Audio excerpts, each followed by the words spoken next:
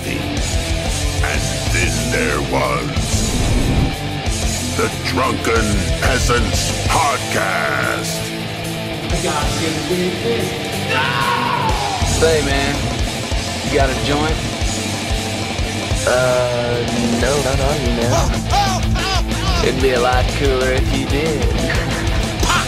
From the strangest corners of the internet, here to bring you opinions of the world from an altered perspective. Here are your hosts, the Drunken Peasants. Hello, everyone. Welcome to the Drunken Peasants Podcast, episode 438. Ooh.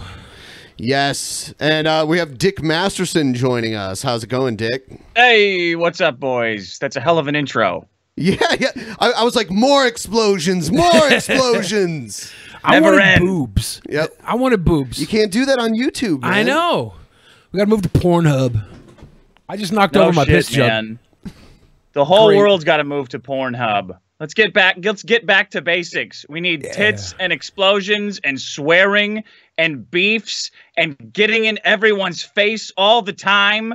Yes. As men, we've got to take the internet back. It's ours. We're the basement dwellers that built it. We are going to use it for what it's meant for, which is eviscerating your enemies, people who annoy you. Ultimate evisceration. There's not enough WWF online. Sorry, go ahead. You just got me pumped. Like, wow, that speech got me motivated. I'm gonna go hit a woman right now. I'm doing it. You know, this guy that we know, he was actually at Road Rage Portland, but he got so drunk he had to leave before, like, as soon as the show started. Like right before the show started. He was actually on Dr. Phil recently. Oh, no shit, for what? For a woman who runs a cult about eating poop. Was it? Yeah, a shit-eating cult. And he did some videos on YouTube debunking her shit-eating cult. And Dr. Phil's like, we're going to need to get you in here. We need somebody to tell this woman eating poo-poo is bad. What a freak show. That Dr. Phil is such a goddamn freak show. He's got to be into some kinky shit, right? Yeah, he's got to be. He's got to be. The way he parades his wife around every like fifth episode or something to then I need to watch his show. Does he have a hot wife? For as fat and like as much of a blowhard jackass that he is, I think she's pretty hot for a 60-year-old. She's out of his league. Like, if he was Phil, the manager at Burger King, he probably wouldn't have a wife that looked like that. Yeah, he's got like a Texas trophy wife, like something like that. I mean, she's older and everything, but she's not bad for him. Okay. You look at him. Yeah, she was a cheerleader in high school, basically. You know it. What was that like? Did you get any coaching or anything, or like you totally lied to them about like why you were there and stuff? Or do you want me to tell? Do you want me to get into that story? I mean, I can talk about that. Yeah. So I had the website menarbetterthanwomen.com, which I started because like domain names, it was at a time when domain names used to be like a fortune, and then they dropped to $15. So me and my idiot friends at this .com we were working at just had a little bet to see who could buy the most offensive domain name. And I had menarbetterthanwomen.com. I'd been writing on it for years. And Dr. Phil hit me up to come on the show, like totally seriously. And it fucked me up because up until then I was just like this giggling troll kind of writing. Like I would get drunk with my friends and they'd be like, yeah, do Men Are Better Than Women, but like something where it's like lesbians are faking it. And I would say, all right, hold on. All right, lesbians are faking it, and here's why. And like nobody, I don't know, everyone was a lot stupider on the internet back then, but everybody bought it hook, line, and sinker every time. So being on Dr. Phil and hearing those lines that my friends were telling me to write while we're getting drunk, watching Adult Swim reruns, like, you think all lesbians are faking it? And like, yeah, man, I guess that's where we're at now. They hit me up to come on the show, and it was like a 2-hour interview process where all of his producers were asking me these like I thought at the time really weird, in-depth questions, but I think looking back on it, they just wanted to make sure that I would say offensive stuff on television. Like they asked me and they tried to get in my face like, oh, you think lesbians, oh, you think women are stupid, huh? And I would give them my standard, like, you know, pain in the ass response. Then, yeah, I didn't get coaching or anything being on there. It was just, it was like one of the first instances of just, let's see what happens when we throw an internet jerk onto TV against like this battalion of psychologists and advertisers and like story writers and all these. It's like, let's take an internet idiot and milk him for lols. And now we've got Trump in the White House. Like we've come along. You started this. It's like the perfect snowball show to troll, though. That kind of and Maury, like the Jerry Springer-ish kind of shows. Yeah, absolutely. But I'll tell you what, your most superb performance I've ever seen was definitely the Pizza Hut commercial. You saw that? Yeah. Thank you. Yeah, that thing got pulled. Like everything I try to do as normally me, like a normal guy, I got to put on this like normal LA face and like, oh, meet you. I'm a normal comedian, actress trying to get by. And then I'm always like, after I do it, like this pizza commercial you're talking about, I go home and go, please don't find the book. Please don't find the book. Please, nobody send us book. Every fucking time somebody calls him up, calls somebody, hey, he's a huge misogynist. Fuck this guy. Pizza Hut doesn't support beating women or rape. And they're like, canceled, project canceled. Every fucking time. Drives me crazy. I wonder who did that. And I wonder if his name rhymes with Mad Cucks. Yeah. Yeah, it fucking does. Maddox, that piece of shit, and all of his asses, always. You know, Maddox's girlfriend has a restraining order on her for calling my girlfriend's school and trying to get her fired. Did I tell you guys that last time I was on? Yeah, okay. So, I mean, we didn't get to talk about this last time. Yeah. For some reason. Yeah. Somebody's a huge friend of Matt. You know, these e-celebrities, these like fossil dying e-celebrities, they stick together. They're thick as thieves, man. They stick together like glue. It drives me crazy trying to get a. I have no idea what you're talking about, Dick. I think he's talking about Tay Zonde. He's talking about the Chocolate Rain guy. Fuck that guy. Yeah, so tell us all about it. Starting to realize I'm drinking out of a gigantic pink tumbler like a fucking idiot. Pink alert. Yeah, so Maddox and I, Maddox, the author of the Alphabet of Manliness, we had a podcast for a while called The Biggest Problem in the Universe, and it was a great show, maybe one of the best, possibly second only to you guys' podcast in terms of quality. Thank you. And it ended overnight, like it just disappeared. Like how long? It was about a 2-year show. Okay. And it ended suddenly out of nowhere, and everyone was surprised, devastated, because people get attached to podcasts, especially like shows. But it's like they're your friends. Like you look forward to going in every week and talking to them like you've got 10,000 of your own personal priests. Like you tell them shit that you wouldn't tell anybody. You don't even tell your girlfriend or wife. You get on, suddenly they put a mic in front of you and you're talking about the weirdest, sickest fantasies you've ever had. It ended suddenly, and there's a contentious breakup. Maddox and I are sniping at each other, and he decides to take it into this ugly territory of calling me a rape apologist and like making this sick video, taking quotes out of context and like distributing it to all his LA friends. It backfired. My show, my Patreon, is a huge hit, The Dick Show. But you see, that wasn't enough for him. He started going after people that worked on the show. Maddox puts his girlfriend up, I assume, to calling my girlfriend's school, like making up shit to get her fired, which we had to take to court and get a restraining order against her. It's like it's the most petty, stupid, slow motion train wreck. The duel between me and Maddox, which is now culminating in this $20 million, $400 million lawsuit that he's currently got against me. So is Maddox a billionaire? Like, where does he have the money to pursue these gigantic lawsuits with all these people? Because it's not just you, right? There's other people, right?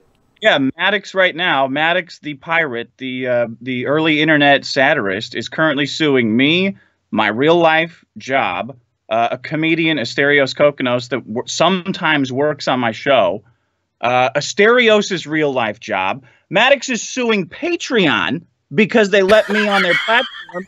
Maddox is suing a customer service rep at Patreon because he wrote him a bunch of bitchy emails, which he chose to publish in the lawsuit. Maddox is obsessively emailing this poor guy who's just manning a desk at Patreon, like answering dumb fucks who don't know how an RSS feed works. Maddox comes in saying that I'm harassing him and making fun of him online. He sues this poor fuck, like this 23-year-old guy who just got out of college. His first job is running a desk at Patreon. He's suing everybody for an astronomical sum of $380 million or something like that when all is added up. It's a joke. It's like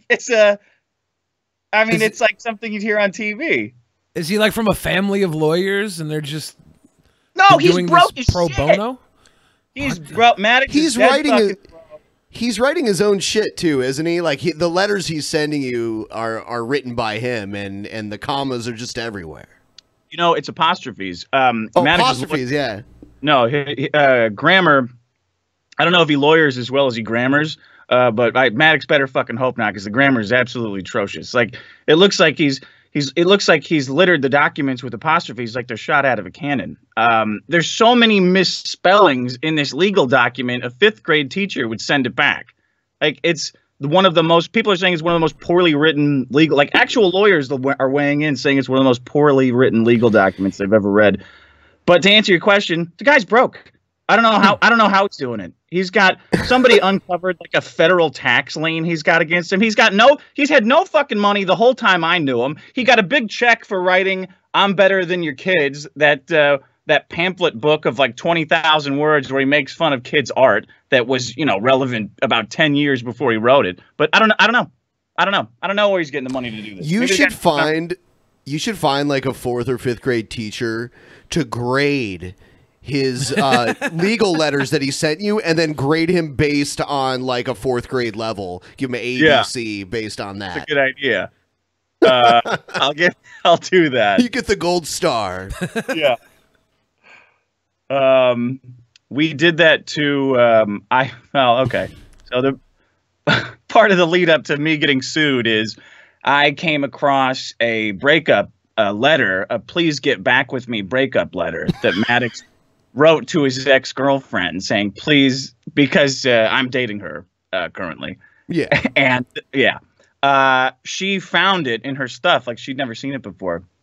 It's very weird. Like, you mean you're the person I think about when I want to smile, and then he's crossed out like want to. Like he's proofreading his own love letter to the love of his life. He's got it written on legal paper. Like that yellow, the most romantic of papers, right? This is the letter that's supposed to get the love of his life back. He's written it on 8.5 by 14 legal paper. I took it, I found it, and I read it at a live show at Road Rage Chicago. And we did go through it. We had some professional proofreaders go through and check it for mistakes, just to be thorough. That's pretty hilarious. Like, how did the rest of the Road Rage tour go after Portland? Where'd you go? They're great. They're great, man. We haven't done one since Portland. I think we're going to Austin next. Austin. Great. Yeah. Yeah, there's a great barbecue spot. It's the Salt Lick Barbecue. It's all you can eat for like $23. They just bring ribs and shit to your table. I heard you and a bunch of people went to a different strip club that one night than myself and my friends went to, and I'm kind of glad because our crazy friend started a fight with a gang of Hispanic gentlemen. Yeah. And called them names that they would not want to be called, and then tried to threaten them with a steak knife. So you were better off going to a different place. Yeah, it got pretty weird. If you guys would have showed up there, it probably would have been a barroom brawl. Yeah, it would have been crazy. Crazy. I mean, you would have got to see a look on that guy's face that he's probably never given before when you have literally an army of 50 guys just stand up behind you and go, "What's up? What's going on? Yeah. What's going on here, Ben? We'll just literally roll right over you like a wave. That would have been crazy. So maybe that should have happened. Maybe we should all get together at these meetups and start fights with people that don't deserve to get their ass kicked. It's just like random acts of violence. Yeah. No, I love it. You should take Road Rage to Vegas. And have like a choreographed barroom brawl in like a saloon or something like that. They are great. They're like taking all those guys at the last show out to a strip club was definitely one of the highlights of my life. Walking in, slapping down, like making a deal with the bouncer to get everybody in for a flat fee. After which somebody told me that they don't charge cover charge in Portland. I guess they do charge cover charge at a lot of places. So thank you. Yeah, we paid like $5 to get into the steakhouse that night. Yeah, it was a steakhouse slash strip club. Yeah. Oh man, I really miss those. In LA, we have. You don't even get to hold a drink. You don't even get to think about alcohol if the women are taking their bottoms off. It's fucked here. But yeah, a nice steak and a strip club sounds great. 65 beers on tap at the place we were at. They had like 4 different types of ciders. Yeah. I noticed at the Portland show you were dressed like a local though. Did you do that on purpose? Yeah. I had a big flannel like thing on and a stupid beanie with a puffball on it. I tried to do something local. You know, I didn't go full on with the gauges in my ears, but yeah, it was comfortable as hell too, man. Yeah, flannel? Yeah, that's like the Pacific Northwest uniform. Like I dress like that all the time. It's like wearing pajamas outside in the rain. It's perfect. Yeah, it is. I didn't continue when I got back, though. I got back into my yoga pants, you know, in LA. I love the way yoga pants make your butt look. Like me, I got fucking... Make his butt look? Anybody's butt. Like women especially, but like when I put them on, even with my curves, my ass is popping. I've never worn yoga pants in my life. You should see me in yoga. You should wear some and see what happens to your butt. Man. It's magic, dude. Yoga pants are magic. I don't want to do it. I was joking, but I got them. Dude. Damn. And they give you like a nice bit of support. Your thighs aren't, rubbing together, annoying. Nothing's weird going around with your balls, like mystery fabric tugging at them. It's like they're like anti-gravity pants or something because everything just sits perfectly. I don't know how it works. I don't know who the fuck my size does yoga. Like, why do they have yoga pants in my size? I figure like it's the next step for fat people that wear muumuus that lose just enough weight they can start wearing pants again, so they have to wear yoga pants because they stretch. I don't know. Yeah, we're actually thinking about coming to LA to VidCon this year. Oh yeah, it's in like Anaheim, isn't it? Anaheim, it's going to be in June. Yeah. We'll probably go into LAX and then do some dumb stuff in Hollywood for a day and then make our way. Maddox was there last year. Maybe he'll be there this year. I can say hi to him. Ask him why he blocked me. He's going to elbow drop you, Ben. Oh, man. Ben, you were the fucking hero of that Portland show, by the way. I don't know if you guys have talked about it on this show, but... A little bit, yeah. The show was kind of winding down, and I asked Ben to come up. And we talked very briefly about Maddox's block list that he gave you on this show. And I said, oh, wow, you happen to have that list on you? And it was like a quick draw. It's like, bam. Yep. Yeah. Right here. One by one, the power words for a very dysfunctional and very weird man. It was hilarious. Yeah. It was very interesting watching the crowd's reaction to every word on the list. It was just hilarious how these... It was funny when Peach looked at it and she saw her name on there and she was like, what the fuck? Her name was on the blocked list. It's weird for people who are liked to for the first time that you're not liked by someone. You know? Like, I don't know. You guys probably know what I'm talking about, but I've only ever been not liked, so I don't remember what it was like to have that for the first time. But for her, she's probably looking at that list and going, what the hell? I thought everyone liked me. Oh, like I'm used to everyone liking me. What's this? Well, Ben, little thing I wasn't gonna tell you about, but turnabout is fair play. You fucked over Maddox, revealing his list. I'm gonna reveal Dick's list right now. Okay. This is Dick's block list. How the fuck can you do? Oh, wait, there's nothing on here. Oh, shit. Oh shit! I forgot to encrypt all those, different words. Those numeric combinations that look like letters. Yeah. An ASCII Dick is blocked on the list. You can't do 8 =, uppercase D, jizz, whatever the jizz fucking keyboard key lock is. The little jizz thing. I like that jizz thing. I don't know what it is. Someone needs to enlighten me on that. We're gonna get into the news segment now. In light of that.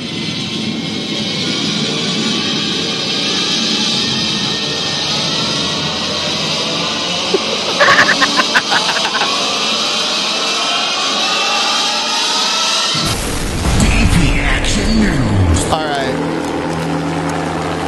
Let's go to an article first. Yeah, I saw you talking about this on Twitter today. It's like people are so happy, and I'm glad the guy didn't go to prison, but you're right. It's still bullshit he paid 800 pounds for his training a dog to do this.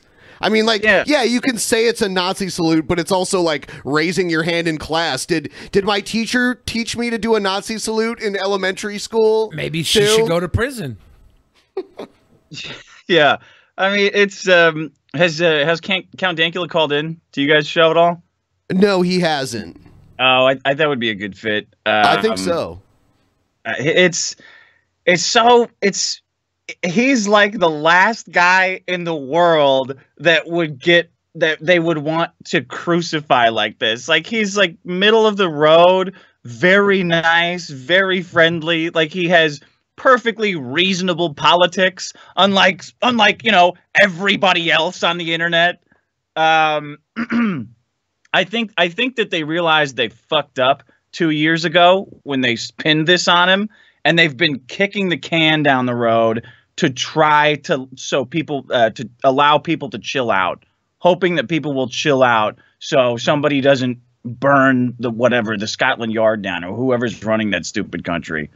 Because this is even worse. It's like, if somebody gets fined 800 pounds for it, instead of going to jail, everybody can get hit with a 800-pound fine. How convenient for them. Yeah. Well, it's not even his fault, right? His dog is the one that hates Jews. Yeah. Yeah. Pay us 800 pounds and put that dog down. Speaking of 800-pound fine. What? Oh, shit.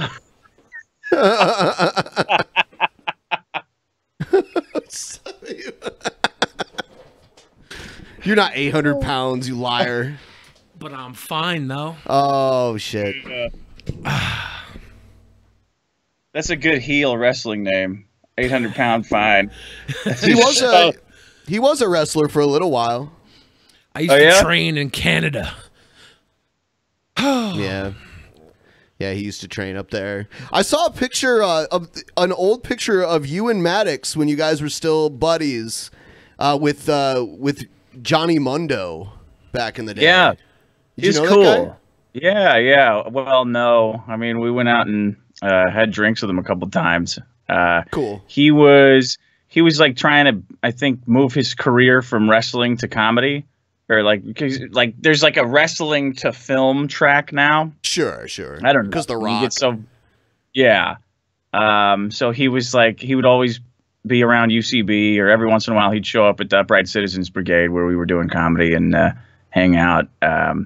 He was a fucking cool guy, and he gave me one of like the coolest compliments I've ever got. After he saw the Men Are Better Than Women stuff with me on Dr. Phil, he goes, "You know what? You are really great at being a heel. And I've met a lot of heels. It's not something that I could do, but you're really good at it, and that's a special talent." I was like, hey, this guy knows the business too. Awesome. Yeah. You could probably be like a heel manager or something someday. Yeah. Nah, just get fucking ripped and be. Yeah, start the roids now. WrestleMania 39, man. Me versus you. Damn. Guys, let's all do roids. Let's do a year of roids and see what happens. Let's go crazy. Don't they shrink your dick though? I don't think I have a year's worth of roid dick in me. You can go without it for a little while. You sure? Yeah. Okay. Yeah, so YouTuber convicted of hate crime for uploading a video of a dog performing a Nazi salute has been fined 800 pounds over the incident. Mark Meechan recorded his girlfriend's pug Buddha responding to statements such as "gas the Jews" and "Sig Heil" by raising its paw. The Daily Telegraph reports. I like how its name was Buddha, too. That's pretty funny. Yeah. This was also offensive to Buddhists as well. Well, they use the swastika the other way around, right? They use it like tilted. Yeah. Hindus do that. Okay. I think it might be a Hindu thing. Really? Yeah. I don't know. I'm not. Even Native American, some Native American symbolism has that too. I'm not a fucking. I'm white as fuck. You're not. You always so thought white. he thought he was Native American. Then he took a DNA test. He's like, damn it. I used to go camping as a little kid with medicine men, and I'd go to powwows all the time. Like I really thought I was native, and then my shit came back, and I'm whiter than white. I'm the whitest person I know. Do you walk into casinos and like kick the doors in, like, "Hey, I'm here. Where's my cut?" Yeah. I used to go in and demand a fucking hot bread. I was like, "Give me a fry bread, fry bread right now." Yeah. I'm smoking this peace pipe in this joint today, all day. Bring me fire water all day, every day, like you got legs of wind or something. Yes. Legs of the wind. They revoked my, I don't know, res pass. Is that what you call the hood pass on the res? I guess so. Yeah. My res pass. Your res card. Yep. Your red card. Whoa. Careful there. What? Careful with what? Careful there, Benjamin. Careful with what? I'm too white for you to be making those type of jokes in front of me. No. Yeah, but at least now that you're white, you can have an opinion on the Redskins. Thank God. Right? We have to be careful. We're about to get an 800-pound fine. You know, it's hilarious, though, because I've known some Native people, like when I lived in New Mexico, there's tons of Native people that live there. Yeah. And I knew a few of them, and their favorite football team was the Washington Redskins. Yeah. So they need white people to tell them that that's offensive to them, apparently. Well, it is offensive to some people that are native and some that aren't. It's just like the word honky is offensive to some white people, but not me. You know, you are a honky though. I don't get. As far as literally, that go, word is not offensive. You should be. It is a by funny word. You're like the honkiest honky I know. Yeah. You're so honky. I'm whiter than you are, but I'm way less honky. You're way less. Yeah, because you're not from Ohio, man. My dad was though. Oh, well, I'm half honky. You got some honky side. in you. Yeah. Fuck. Let's move on to the next one here. Here's fake Shadowboxer helps single Japanese women feel safer at home. So what does this mean? A woman walks towards her home late at night. Here's a video. Something's already there. Behind the curtains, though, lies only the She's got a man at home. I better not rape this woman. Which aims to make women who live alone feel safer. And he's a boxer. Called Man on the Curtain uses a smartphone connected to a projector. The resident can select up to 12 different actions for their shadow boyfriend to perform, practicing such his as baseball boxing, swing, chilling out with a guitar, or even vacuuming around the flat. The video and prototype were developed by a Japanese apartment management company who just saw Home Alone. Yeah. Yeah. Oh, Home Alone. We've got to make this. This is good. You filthy animal. Yeah. So I kind of like this technology. I want to get one of a woman like undressing and like checking her titties, so rapists will come into my house, and when they're in there, I can for real box them. I can just beat the shit out of them. I think that's dope. Yeah, that's better than an Xbox. You can rape rapists. Yeah. Surprise! Yeah. Oh my God! Stand your ground. Fuck your ground. Can you believe that? It's like Jessica Rabbit's like silhouette. Yeah. And then they come in like, Dick's out, ready to fuck her, and I walk out of the closet naked like, as fuck. Fucked up now, bub.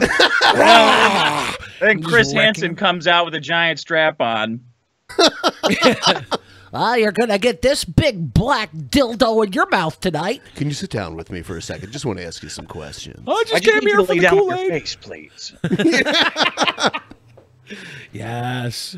That's right. Get it up in the air. Get your ass up in the air. So she leaves home and she turns on her man shadowboxing thing, her projector, window projector. Who the fuck, like, what if she's gone for like 6 hours or something?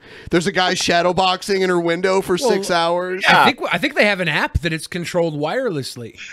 Oh, so he can, like, he's golfing, then he's he's like a biathlete or a triathlete or something. Yeah. She could just put the app on and all of a sudden he's Batman. You wouldn't fuck with Batman. Yeah. Oh, I'll walk by. Sasquatch? Fucking Sasquatch. They should have a Sasquatch one. Yeah. Or like a dude have guys just breaking in to save her from Sasquatch. Somebody vigorously jacking off. Because I'm not going in there if there's some fucking like mammoth man with a huge dick. Why don't they just like, you just gotta leave Alex Jones on at full volume. No one is gonna think no one's gonna think a hot woman is in there listening to Alex Jones at 100 decibels. Yeah, just get a USB crock pot that you can hit play on that sumbitch and it heats up the bone broth. And everybody smells the bone broth. They're not gonna fuck with somebody. We're having a Bilderberg group meeting in here. Yeah. If I smell bone broth, I'm walking the other fucking way because that's a real man. I've been talking with a few people who have connections to Alex Jones' ex-wife, trying to see if maybe she'll come on. But I don't know, like, what would we really talk with her about? Be like, yeah, Alex Jones, he's pretty crazy, huh? Wait, how big is his dick? No, has he got a thick one? So much. Like, what's his game like? She would not talk about that. Like, he ever fuck you in the ass? Yeah. Does he get on and jackhammer it out, or is he like a sensual lover, Alex Jones? What's the weirdest shit he ever asked you to do? You can tell us. It's only live on the internet. I bet you. I love that Alex there's Jones this market for like single chicks worried about being safe at home, like that they're all going to turn into like weird A-Team style gadgets, like Inspector Gadget at home with projections on the wall, like this whole elaborate safety system that is stupid. I used to just leave the TV on and like kind of loud when I would leave. So you wouldn't get raped? No. While I was gone, so someone would think someone was home. You know? Yeah. I don't know, but I need I need Floyd Mayweather in my window to let people know. Yeah. You know, don't fuck with me. Just leave the door open, and if someone walks in your house, have fucking traps set up. Why stop here with the Home Alone? Go the full way. Put micro machines on the floor. Have paint cans tied to the fucking foyer. What if the cops drive by and they think someone's getting the shit beat out of them or something when they see this? The shadow boxer, because someone actually turned on the shadow boxer and the golfer at the same time. Yeah, he's beating the shit out of that golfer. We've got the reports of golfers getting beat up at home skyrocketing. What the fuck? Yeah, it's Japanese women, man. They're into some crazy shit. She probably fucks the shadow guy too. I'm sorry. What? She fucks him. How does that work? She puts the shadow on and she dances with it. Have you seen the what's that 2049 with Harrison Ford and Ryan Gosling? It was a sequel. Blade Runner 2049. Yeah, he fucks his house. He fucks, like, he's got a hologram, not a shadow, but it's a hologram woman, and he fucks her. So she could probably fuck this shadow. That'd be awesome. I think she fucks the shadow. I'm sure of it now, actually. And if she's not, I'm gonna start. I'm buying one of these. I'm gonna see if I have one on Nothing Wish. would make me happier about a home purchase than being able to fuck my house. It's just a good deal. Yeah. Once the movers get everything now, gentlemen, if you'll excuse me, please, I need to fuck my house right now. Stick it up in the drain pipe, getting that thing nice and loose. Here's another interesting story I saw today. I guess this town in California is basically covered in tumbleweeds. Like, you can see them covering the whole front of this house here. You look like tribbles. Yeah. Trouble with tribbles. They multiply so fast. Yeah, you know, I've lived in some desert areas too, but I've never seen it this bad before. Yeah, I wonder what man did to this biome to create this. Like, I don't know if it's necessarily. I mean, it's been desert for a long time. But there was probably like some sort of natural hill or something that blocked this off, and then they tore it down to build Victorville. Victorville. Oh yeah, Victorville's a shithole. So Victorville, I think, is on the way to Vegas, and there's like a stretch from LA to Vegas. There's a stretch of the highway where it's like it's kind of cool. Well, you know, it's cool for the first dozen times you see it, but there's like it's just a pile of tumbleweeds. Like they get caught on some, I don't know if it's a cattle rancher's fence, but it's thousands of tumbleweeds for as far as the eye can see. It's neat sight, I guess. I think all of LA would go back to this if we stopped pumping water into it. Like I think this is I think we're making it barely habitable as it is. So they're drying it up? We're making it wet. Like without LA's growth is dependent on how much water we can artificially pump into it. And it's like always like that shit.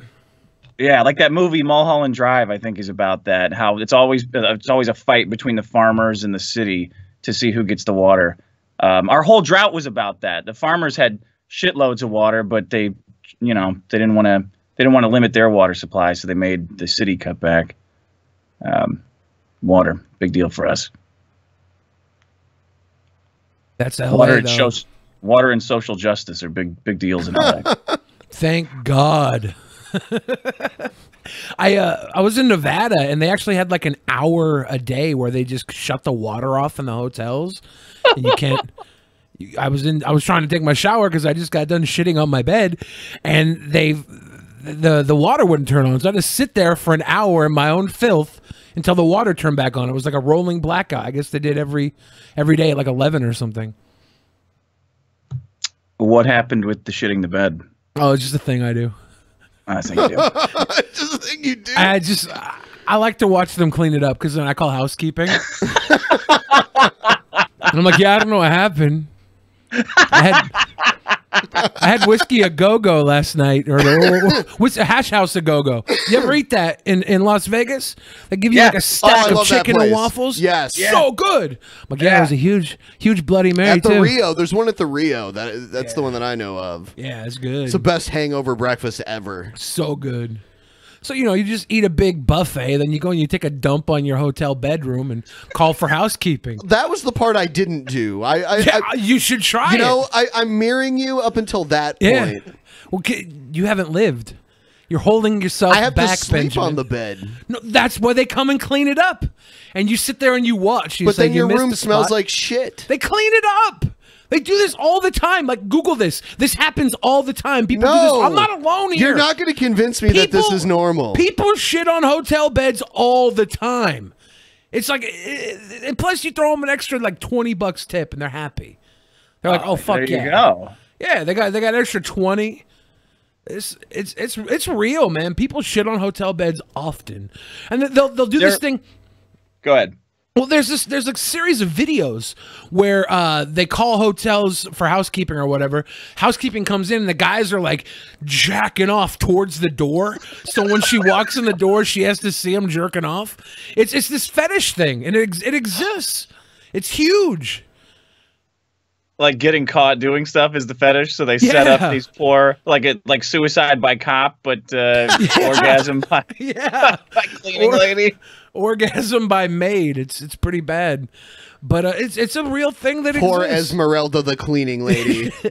I'm getting too old for this shit. There is something very satisfying. Like I've shit my pants a lot, The mixture of alcoholism and overconfidence. And me and him are like kindred spirits, man. Yeah. The more I get to know him. that moment where a little bit squeaks out and you're like, ah, fuck. Well, I might as well just let it all rip. I'm wearing jeans. I'm not, I'm halfway to the bathroom. I got to clean my pants anyway. Whatever. It's all coming off. I'm just gonna let it all. That feeling, man. You're right about that. There's nothing like it. It's very relieving. It's very relaxing. Feels good, man. Euphoric feeling. There's just certain things in life that you can't replicate with I don't know, like going to a Disneyland.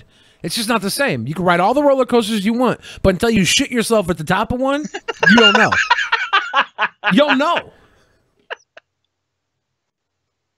Let's move on to the next one here. Military officers punished after guardsman appears to re-enlist using dinosaur puppet. So, an airman in the Tennessee National Guard has been removed from her position and is facing administrative actions after she appeared to use a dinosaur hand puppet to take her re-enlistment oath. You can see her in the picture. She's taking her oath with a dinosaur hand puppet. Master Sergeant Robin Brown, a senior non-commissioned officer with the Tennessee Joint Public Affairs Office, appeared to re-enlist Friday for the Guard by holding a dinosaur puppet in her right hand as she took the oath, according to KRN-TV. The video of the oath has been viewed more than 2 million times, according to Stars and Stripes. I don't even know what that is. Let's see. Yeah, here's the video. Do you solemnly swear that I will support and defend the Constitution of the United States and the state of Tennessee against all enemies, foreign and domestic. Okay, so at what point should this guy here reading the oath to her been like, this is ridiculous? Like, why? Like, I think it's funny, but if they take the oath seriously, then they should force her to take it seriously, right?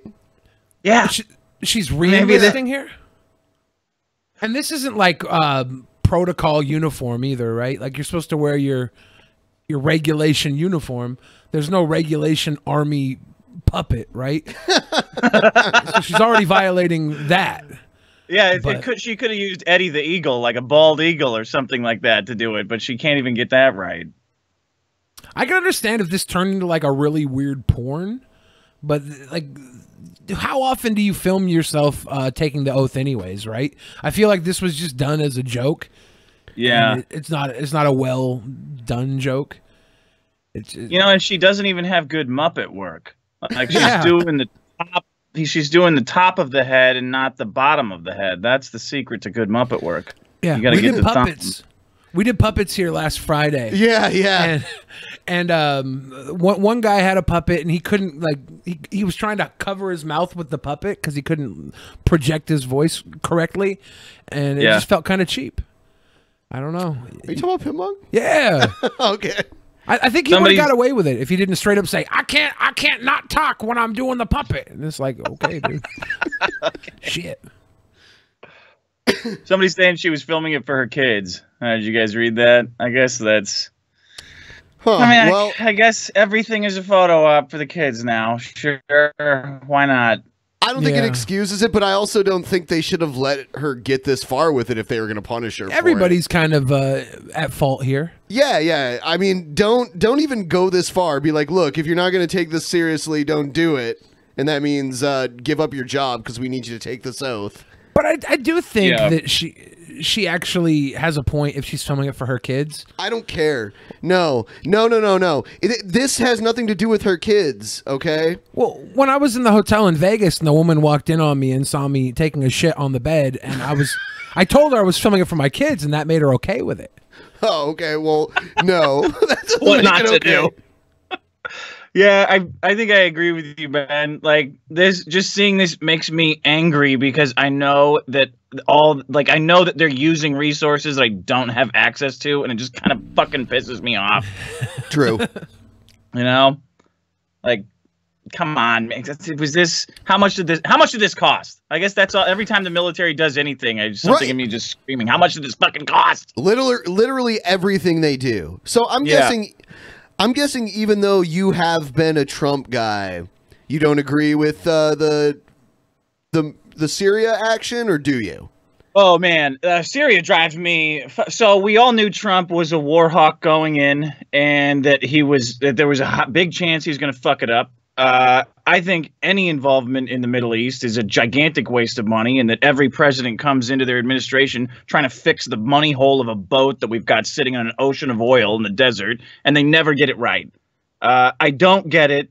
It is a catastrophic waste of money, and I wish Trump would stop and focus on building the fucking wall like he said he would do, but, you know. It must make you feel like your dick is just 20 feet long to go start a war in the Middle East because these guys can't seem to resist doing it. Like, every time they're going to get in. Go ahead. You know, when the last time you were on this show, I think that was like maybe even like 6 months ago or something. I told you the wall wasn't going to get built. No, you did. Yeah. Still not fucking built. Yes. Pieces of it is like, I've heard people be like, well, he's going to build pieces of the wall, and then like there'll be, you know, areas that are, you know, under tighter security. It's like he said he was going to build a wall. I will only accept a coast to coast wall because that's what yes. I 100% agree with that. I don't want a piece of a wall. I don't want different departments finagling their way into a wall. I want one uniform wall from sea to shining sea. And if we don't get that, then I'll burn my signed Trump hat, and I'll say we got had. Like, I don't know what. Damn. I'm not deleting this video, Dick. I'm not deleting this video. I mean, what would the point be? If he doesn't do it, then what the hell did we get? More of the TPP is gone? Who gives a fuck? That wasn't, anybody could have done that. I want a wall. I need a wall. I deserve a wall. That's what we're going to get. So are you going to give him a second term to finish the wall if it's like at this same point here? I mean, yeah, I do think, you know, I've heard a bunch of like kind of ways he could get a wall approved with the military budget or something like that. He said that he wasn't going to sign another omnibus bill, and I believe him because we all hate it. Like, everybody reacted immediately and negatively when he signed that stupid thing. I think he's still got room to maneuver, but I will be very disappointed if it doesn't happen. I don't think it's realistic. Like, I mean, obviously it's possible. I'm not going to say it's impossible. Yeah. I just don't think he can accomplish it in even 2 presidential terms. I just think it's a massive undertaking for something that hasn't already even been started. What if we make it a private situation, the wall? Who's going to profit off of it unless they like... half of it is Walmart's, half of it is Walgreens. They're everywhere anyways. Just move them all down to the border. We just need to build another freeway along the entire southern border. Fuck the wall. This will be transport. Just happens to work exactly like a wall. It's much more expensive, though. We'll just make a wall of food trucks. That could work. Yeah. No, I hear you. It's I mean, a lot of people are going to be very I told you so-y if it doesn't get built, and I'm dreading that more than anything else. But I don't want to do that. I just like I mean, another thing about the wall for me is that there's already a bunch of tunnels. I mean, there's tunnels we don't even know about. Yeah.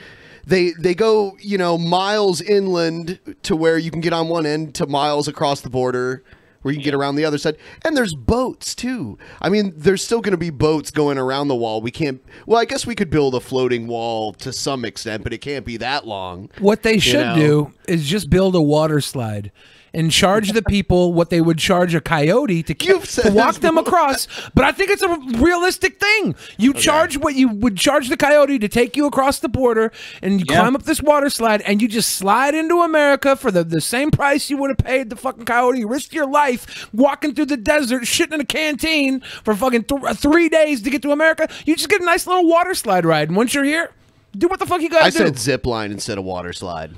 I like that better. That's true. We could do like an arbitrage for coyotes. Like, hey, just bring it. We'll pay you $1 more to turn them right back around. It'll be cheaper than building a stupid wall in the first place.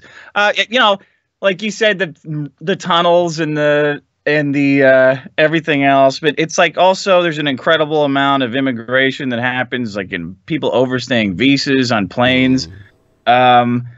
I think, like, realistically, there's a shitload of people coming in from Mexico. Yes. In LA, it's obvious.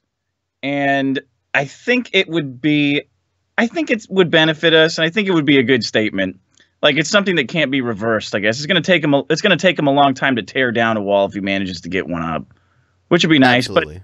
But I'm fully prepared to have Chili Peppers shot up my ass for years if he doesn't actually get it done. So, was that what you would do if he didn't get the wall? Did you make a bet? Chili Peppers No, people just making fun of me forever for thinking that a wall's going to get built. You know. Yeah, I mean, I never thought it was impossible, but it is a massive undertaking, especially, you know, who's going to actually build it, who's going to pay for it. I mean, say Mexico's going to pay for it. That was stupid as fuck. I just like, I mean, like he said with tariffs, where are the tariffs? I don't see any. Didn't we put more tariffs on like China or something? You know, I honestly think he only said that to. Go ahead, sorry. What if the wall was public housing? And you had people living, like the poor people could live on the wall, and they could defend the wall. He also said it was going to be a solar wall. What were you going to say, Dick? I was going to say, oh shit, I forgot. What were you talking about right before that? He only said, I don't know. Oh, I smoke a lot of weed. I think he only says stuff like that to get people thinking past the idea in the first place. Like, Mexico's going to pay for it, so then instead of arguing about how dumb the idea is, everybody argues about how dumb getting Mexico to pay for it is. But in their mind, it's like the wall's already a done deal. It's like, yeah, while you guys are bickering over who's paying for it, like, it's already built. That was all any of us cared about anyway. I missed this earlier, but someone said, as a vet, I can tell you that we do dumb and silly shit at re-enlistment all the time. She should not have gotten in trouble like that. Okay. Well, I think they should have stopped her from doing it if they were like, oh, you can get in trouble for this. Well, to like let her do it and then punish her retroactively. Did they punish her, or did they punish her higher up for allowing her to do it? They punished her. Huh. Just like Dankula, the puppet goes free. Damn. It's the puppet that wanted to go kill fucking Muslims, dude. It wasn't. Yeah. It wasn't that woman. Shit. Next video we've got here. It looks like someone wrote a book recently about how shitty it is to work at the Amazon warehouse. Oh, like, yeah. I can only imagine how busy Amazon warehouses are. There's a few of them here in the Seattle area because it's like headquartered here. Think of all the same day orders. Like Amazon here, they can get you something within the same day as you ordering it. Oh yeah, we got that too. It's awesome. Yeah. Like the major metro areas have that. Some of the stuff they do is like 2-hour delivery. Within 2 hours, they'll bring you a certain list of things. And they're now they're doing grocery delivery and restaurant delivery and all that shit. I get everything from Amazon. Yeah. They do prostitutes too. You have to go down to the actual Amazon area though. Billy, wake up! You're dreaming. Billy, wake up, Billy. No, they have send out a prostitutes Roomba all to over jerk them. you off. Yeah. Guy shows up in an Uber, a little Roomba climbs out. One of those Boston Dynamic cyber dogs comes out and jerks you off in your front yard. There you go. Those are scary. They should make a Roomba that you can piss in. You know, because like all these people, they have their piss jugs. These young men that aren't getting married, they just play video games all day. They're filling up these piss jugs. Imagine if you had a Roomba that came in your room and it could attract where the wet was coming from your dick. And it would follow the liquid spray and it would catch all the piss, no matter how fucked up your fire hose was squirting. And it caught all the piss, and then it just walked back and like squirted it back into the toilet or something. I can't believe I just said that live. That's $1 billion idea, and I just gave it away. You gave it away. Fuck.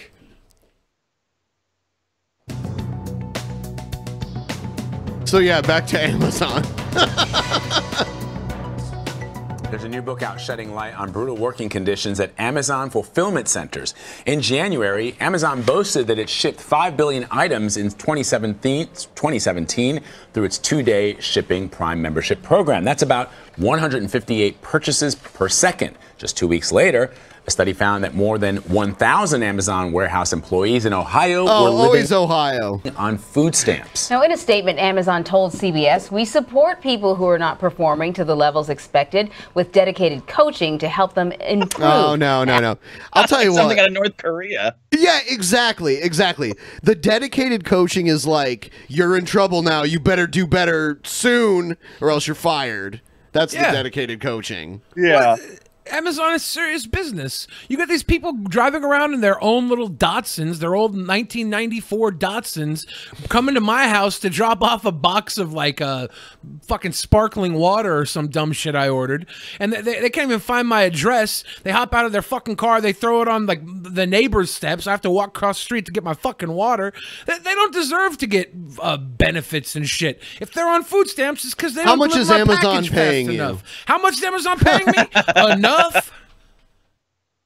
Bezos is on my speed dial, man. We're giving Amazon too much freedom, I think, now. Like, we even have those locks that where, like, have you seen that? The Amazon lock? Dude, I'm so, like, I know I can see the fucking future on those locks. I've been banned from so many sites on the internet for just, like, being a normal man. Like, you know, kicked off of Twitter, kicked off of YouTube. I know that one day I'm going to get banned from my house because I've done something that violates Amazon terms of service. Like, I went down to the wrong, like, Amazon McDonald's restaurant and yelled at a manager, and then I get home and it's like, sorry, Amazon has decided that you were too abusive to sleep in your house tonight. Have fun in the street, motherfucker. Like, that is the Black Mirror episode that I don't want to live, and I'm afraid that I will.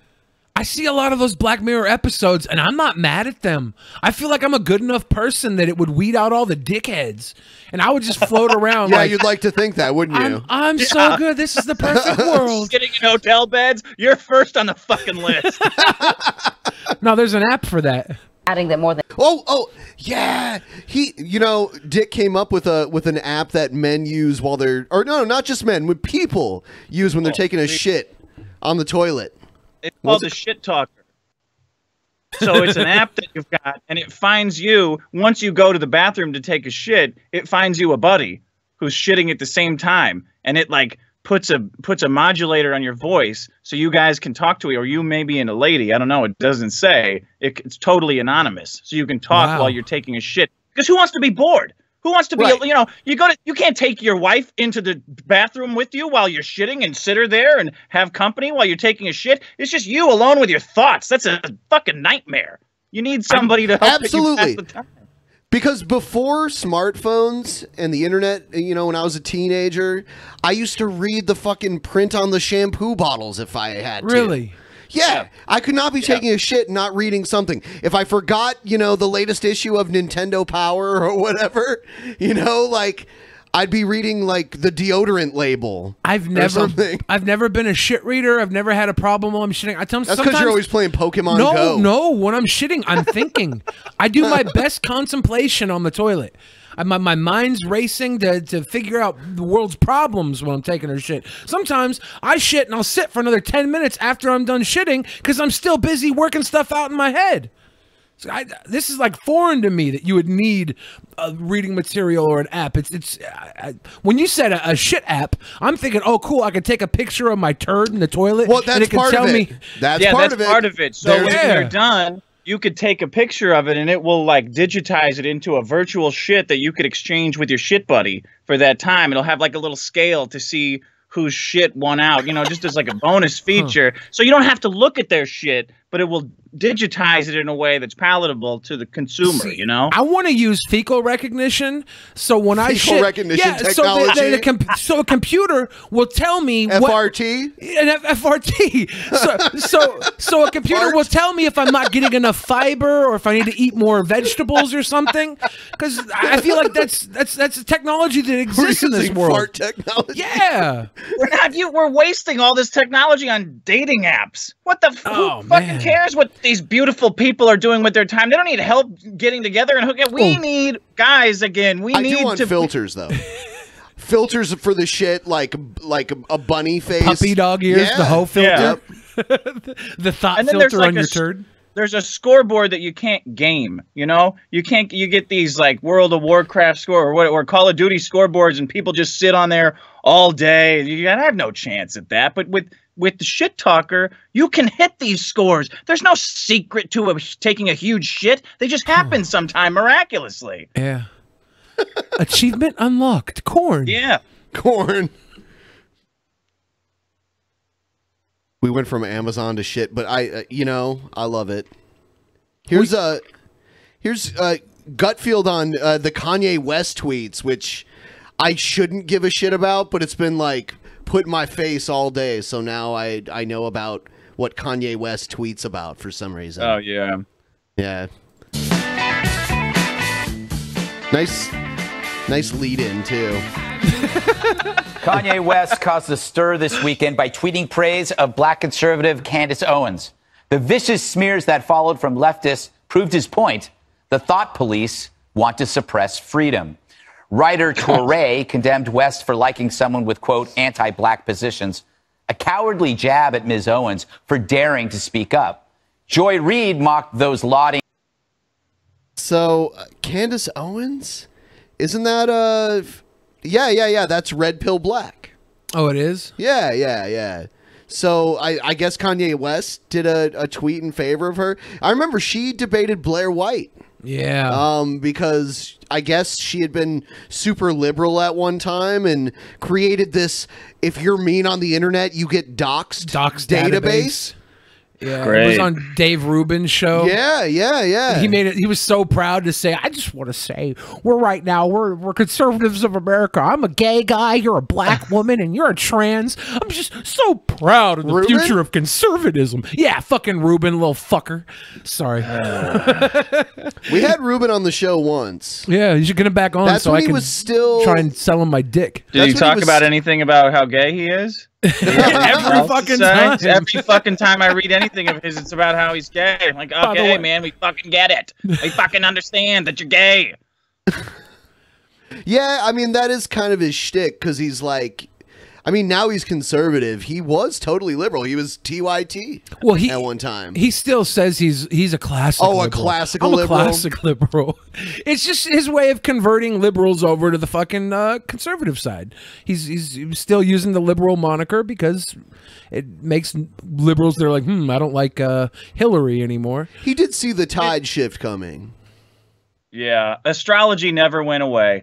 Like, everybody would call themselves a Sagittarius with Scorpio rising. Now they just have a equally stupid, convoluted political terms for themselves that they can't stop talking about. Or gender term. Everything is... I'm lawful evil, and you're chaotic neutral.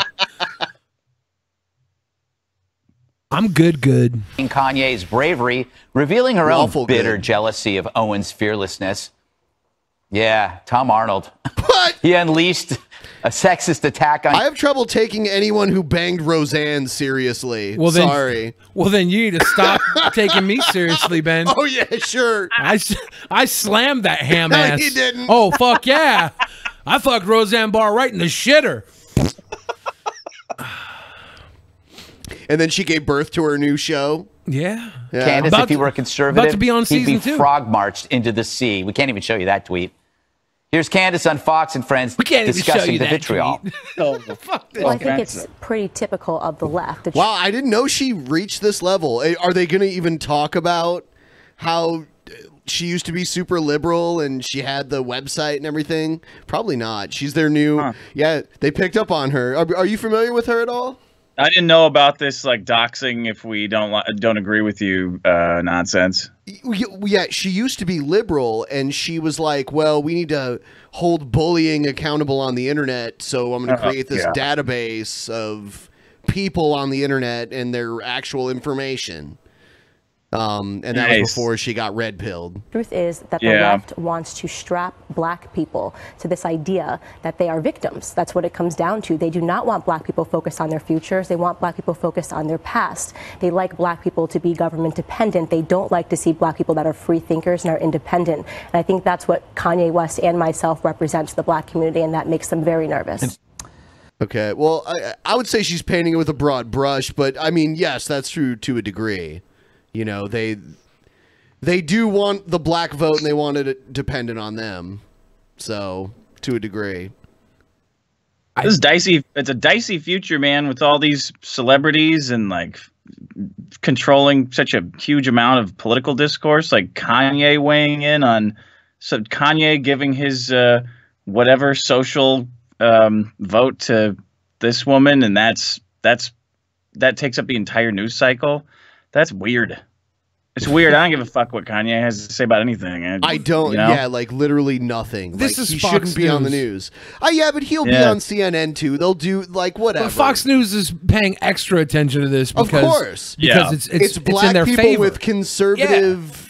Like, well, you know, we can't all be racist. This hippity hop guy loves Candace Red Pill Owens. Yeah, this hippity hop guy. This hippity hop guy, we're not that racist. I mean, like Kanye West, he's been famous for how long now, man? Like he doesn't. I don't know what his struggle was like, but he's been rich for a long time, dude. He's got kids with the OG Kardashian. Right. Yeah, he's grandfathered into America now. I mean, even before that, though. Between him and Jay-Z, they're pretty much running the Illuminati. So these attacks on her prove that what Kanye did was a big deal. He challenged the mob. Yeah, I mean, hold on, though. Someone just brought this up in the chat. That's actually a good point. Isn't he the one that was like, George Bush doesn't care about black people? Yeah. Yes. And so now he's kind of like playing the other side of it, isn't he? Well, you know why? They killed his mom. They killed his mom? Yeah, his mom died. That was the Illuminati was like, dude, you can't step out like this. Oh no, you're gonna have to pay that blood atonement, dude. And they killed his mom during she was getting cosmetic surgery. Mike Myers did. He's a double O agent. Everybody knows that. Yeah, he snuck into a green room one night after that. George Bush doesn't like black people, and gave her the old Barreau. He took out Mini-Me yesterday too while he was at it. Fuck, wrapping up loose ends. He knew that tweet would attract the pitchforks, but he did it anyway. West sacrificed himself to the mob to show that it's possible and inspirational. As for the attacks, the goal is to stigmatize because smears always shut down debate. And West must be punished too for the strategies to ruin everyone by connection. If you like Candace, you're worse than Candace. When in reality, both transcend the orbit that their critics still live in. Kanye's extra dangerous to the left. For blacks leaning right, he's confirmatory. They got to shut him down. And he didn't even endorse Candace's beliefs, just her guts. Kanye's fucking next level. Yeah, that is Kanye. He's going to be a nightmare for anybody that wants to argue a point or politics because he's fucking hysterical. He never thinks he's wrong. Like, how do you argue with someone like that on television? If they don't give any indication that they think they're wrong, no one's going to believe it. But what if he's not wrong? What if everybody else is? We should stop arguing with Kanye. That's the problem. We're the problem. We're the ones arguing with Kanye. Fuck. Kanye looks like he got his wisdom teeth removed and like never removed the cotton balls. Well, that's what happened to him, right? When he got in the big car accident, his first hit song, Through the Wire, they had to wire his jaw shut. So I don't know the names of any of his songs. His jaw is literally there. It got wired shut, so he's got like the cotton ball effect from the rewiring because he broke his whole fucking jaw. I see. Attacking him, they're attacking the very concept of free speech. Because there's nothing scarier to a leftist than a free thinker. West is one, so is Owens. Some network should hire her. That guy cut such a shitty promo. He was just putting it out though, like he wants Fox to hire her. You hear that? Oh yeah. But because he wants to have one fucking black person on. No, they already have. They already have at least two. Okay, never mind. I take it back. They met their quota. Okay. He wants to get Kanye in there as quickly as possible. Yeah. That would be so weird to see Kanye on Fox News. Dude, how about on Alex Jones? Did you see Alex Jones tweeting at him today? No. That would be an ambitious crossover. Did Kanye respond to Alex Jones? I don't think so. Okay. I feel like they are on the similar wavelength of like crazy and out there that they might... If they did connect, it might turn into some real fucking kerosene fire. Some napalm right there. I want to see that. I didn't know I wanted that. I'm over here excited for the fucking Avengers movie, and all I really need is Kanye and Alex Jones. Shit. We're going to move on to the next video here. It's 4 killed at Tennessee Waffle House. My bad. And they just caught this guy. Oh. Yeah. They just caught the waffle. Yeah. Sorry, I was laughing at that, not the... Oh, okay. Wow, Dick. Tragedy, Dick. Wow, tragedy apologist over here. A manhunt underway in... You laugh at people getting killed at a Waffle House? What the hell is wrong with you? Yeah, Dick's alignment is waffle evil. Waffle evil. Antioch, Tennessee, after a gunman kills 4 people and injures 4 others at a Waffle House restaurant. Here's what we know right now. Police are asking for the public's help in finding 29-year-old Travis Ranking. Authorities say the gunman arrived in a truck and came out wielding an assault-type rifle.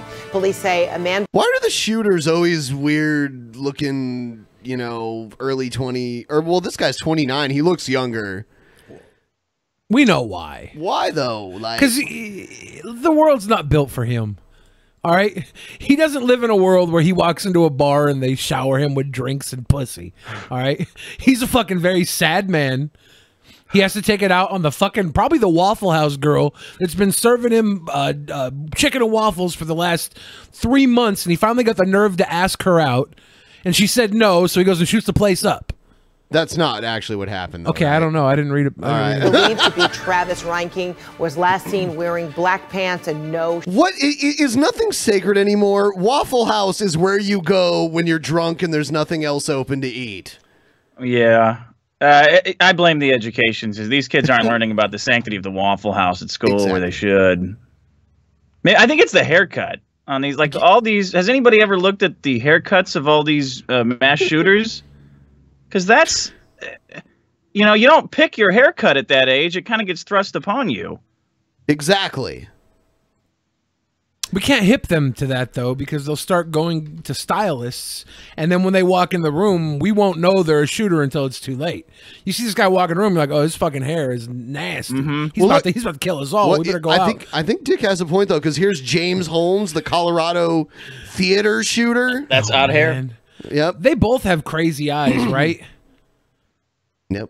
Like these eyes, they're kind of glassy and not focused, or I don't know, man. And then the Dylan Root character that shot up the church, and the Cruz guy, they all look like little weirdos. CNN's Diane Gallagher is on the scene. So, Diane, what are you learning? So at this point, Fred, that man is still on the loose. They have been able to go and they've served murder warrants at his apartment trying to find him, but still searching for Travis Ranking at this point. Behind me, you can probably see it's a very active scene right now still. We've got dozens and dozens of officers, emergency vehicles, still sort of investigating, looking through the scene here, trying to figure out exactly not just what happened, but why this happened. I hate when the news does this. It's like, you know, I'm here in the place where this thing actually happened, but now there's nothing going on and there's a bunch of cars around, so we'll just show you that. Yeah. I think it's unfair. Why did you need to be there? Yeah, right. Yeah, why be there? Why does it matter? They're there so that now we all look at this and we go to Waffle House. The only problem is there's no Waffle House in our area. I don't know. Do they have one in L.A. yet? Because I can't go to Waffle House. I have to go like 10 states away to get a fucking Waffle House. They're everywhere in the Midwest. It's not worth traveling for. The whole point of Waffle House is you can accidentally find one when you're hungry. You just go off the freeway and, oh, there's a Waffle House. Let's eat. There's no chance of finding a Waffle House in LA. Vegan places are hard to get away from, but the number of Waffle Houses, I think I could count them on one hand. We got Roscoe's Chicken and Waffles. That's about it. Well, yeah, but Roscoe's Chicken and Waffles is completely different than actual Waffle House. How the right? fuck can you live with yourself, Dick? Yeah. Yeah. No. Roscoe's Chicken and Waffles is they try and be fancy. When you walk up in there, it's like you got one of the doorman's in a gorilla suit, and he's like. He's got to check which one of your girlfriends are prostitutes or not, because he needs to know if he's getting his 10% cut. I don't know. Roscoe's is something else. I like it, but it's weird. Waffle House is just you walk in there and like the cook's smoking a cigarette, ashing into your fucking butter for your waffles. He doesn't give a shit. We need that. We've been run over by Denny's. Every goddamn corner is a Denny's, and they all come out. There's no. You never get a cigarette in your food. There's no personality. The chef doesn't add his own little flair to it. Yeah, Denny's is hot. That's why we need the trash. wall. Yeah, let's build a wall of Waffle Houses. That'll keep them out and well fed. Okay. Yeah, Denny's is fucking. 3:25 in the morning, police say that Travis Ranking came into the Waffle House parking lot. He was in his pickup truck. He was nude, with the exception of wearing a green jacket, and had an AR-15 style weapon with him. I mean, like, he was naked.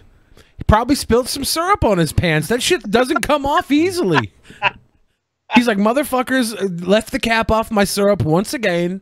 My pants are covered in blueberry waffle syrup. And now I got no other option. I got to go shoot this place up as revenge. These people are I'm not going to go home. Yeah, like, these people are just fucking disgusting. Like, I've never been so disgusted with a shooting in my life. They're just fucking bothering people at Waffle House, trying to have a good time. They're drunk. They're trying to eat some food. I can't handle it. Yeah.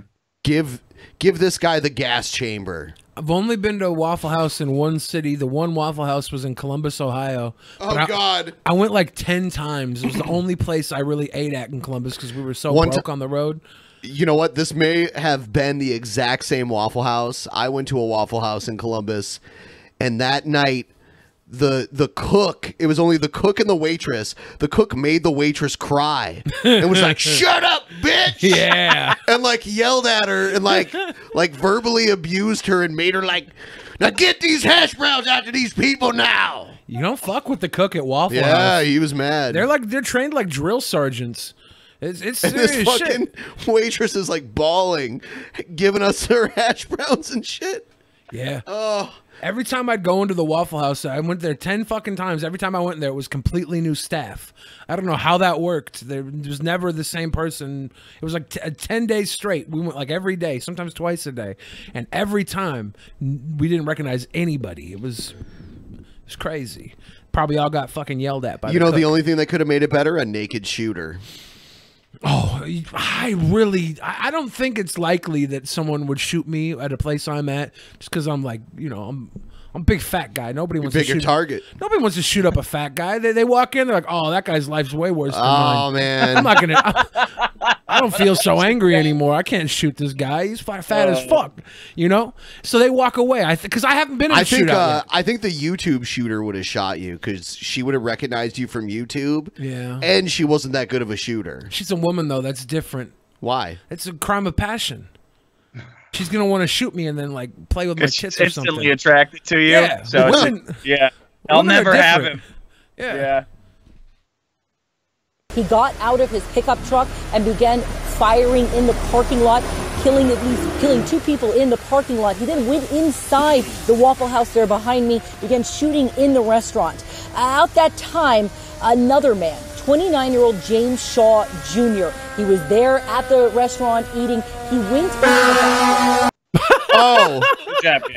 Yeah, I'm really glad you're on the scene now, so I can get all this important information from you. Fucking poncho! Oh, you idiots! It's just like the weatherman that stands in the middle of a fucking hurricane and is like, "Oh, I'm in the hurricane." It's like, all right, what information can you possibly give us now? Well, I think these are the people that are on the shit list at the station, so they send them out on site just to fuck with them. And they know that it's either this or they get fired. So she probably was sleeping around with somebody's husband.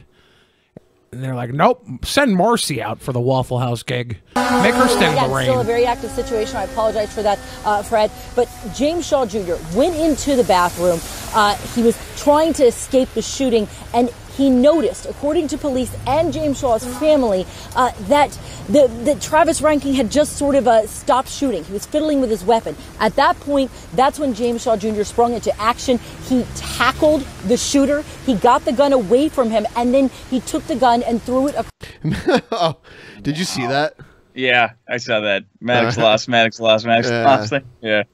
across the counter. Ryan, This unarmed man, James Saw Jr., Go fuck yourself as well. disarming the shooter. That's when the shooter kind of took his jacket off and ran out of the Waffle House into the woods. Now, again, they have not been able to locate him at this point. He was spotted, they say, wearing black. I can't say, like, I honestly, I don't know. It's easy to say I would have done something like that, but I can't say for sure. Like, that's a pretty courageous thing. I'm so glad I'm not. I want us all to just embrace that we constantly fantasize about being in an active shooter situation and like raining down, getting him in a headlock and having a badass catchphrase and getting getting that fucking cool picture. I'm surprised there isn't hoax, shoot 'em ups, just so guys can, like, that's the VR game that I want, like active shooter situation where you're just like, you know, you're at the mall or something, or you're at a strip club and there's like an active shooter comes, you're like, whoa. All right, I got to Jackie Chan this situation. I got to start throwing ashtrays at this guy. I got to subdue him, you know. What if there is some sort of, like, what if there's some sort of billionaire, like, group that come out and they just shoot up schools, and then they throw some little fucking weird kid in afterwards, and these billionaires fly out on their helicopters. They just got to shoot up a ton of like kids. What's the motivation? For fun. They're just going into a school shooting ducks, and then fucking they send a little fucking weirdo kid dressed like them in. Bilderbergs. It's a Bilderbergs, dude. That could be what people are doing. Maybe not. Black pants. He must have gone home and put those pants on, they believe. They do not have a motive right now. But as you said, we have 4 people who were shot and killed. There were 2 others who were shot and 2 others who were... I like how he had enough sense to be like, oh, I just shot people. I should go home and put pants on now. Yeah. Injured. One last thing, Fred. I spoke to James Shaw Jr.'s aunt not too long ago. She said that when he was discharged from the hospital with those minor injuries that he had, shot grazed through the elbow, some abrasions there, he went home, he changed clothes, and then she said he went to church with his mama. He wasn't going to let this make him miss church this morning. Oh, thank God. Wow, and all thank God. God forbid he doesn't go to service. That's an odd. Wait, that message was relayed by his aunt, right? Yes. Possibly a lie. Let's not throw the guy. Let's not, you know, if I don't want my aunt or my mom relaying something that I said after doing something fucking cool like this on TV, right? Oh, Dick said he went home to change his pants and that he was going to spend the rest of the night treating women with respect. Nah, he was gonna go into church with his fucking hero bullet wound on his arm. It was his Aunt Medea, and he was right? he was going to Aunt Medea's church. He was gonna get him some church girl pussy for sure. He's like, "There's no way I'm not going in there with this fresh fucking battle wound. I'm laying all these Christian girls." Following those heroic acts that you described, Diane Gallagher, thank you so much for that. We'll check back with you for the latest updates. Meantime, Nashville's Democratic Congressman. All right, we're gonna move on.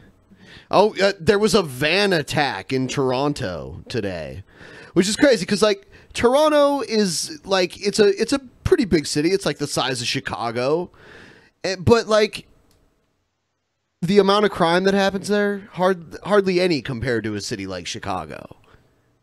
You know, a city of the same size. Well, Canada has got a lower crime rate all around, right? Right. So, like, you can picture a city the size of Chicago, but with way less crime. So, someone driving a van through a crowd of people, almost unheard of. We start things off tonight, however, with Chief Intelligence Correspondent Catherine Herridge on what clearly looks like a planned terror attack in Canada. Good evening, Catherine. Well, thank you, Brett. Tonight, Canadian officials are calling it a major and complex investigation after a white rental van mowed down pedestrians during the lunch hour, leaving at least 9 dead and another 16 injured, many at a level 1 trauma center.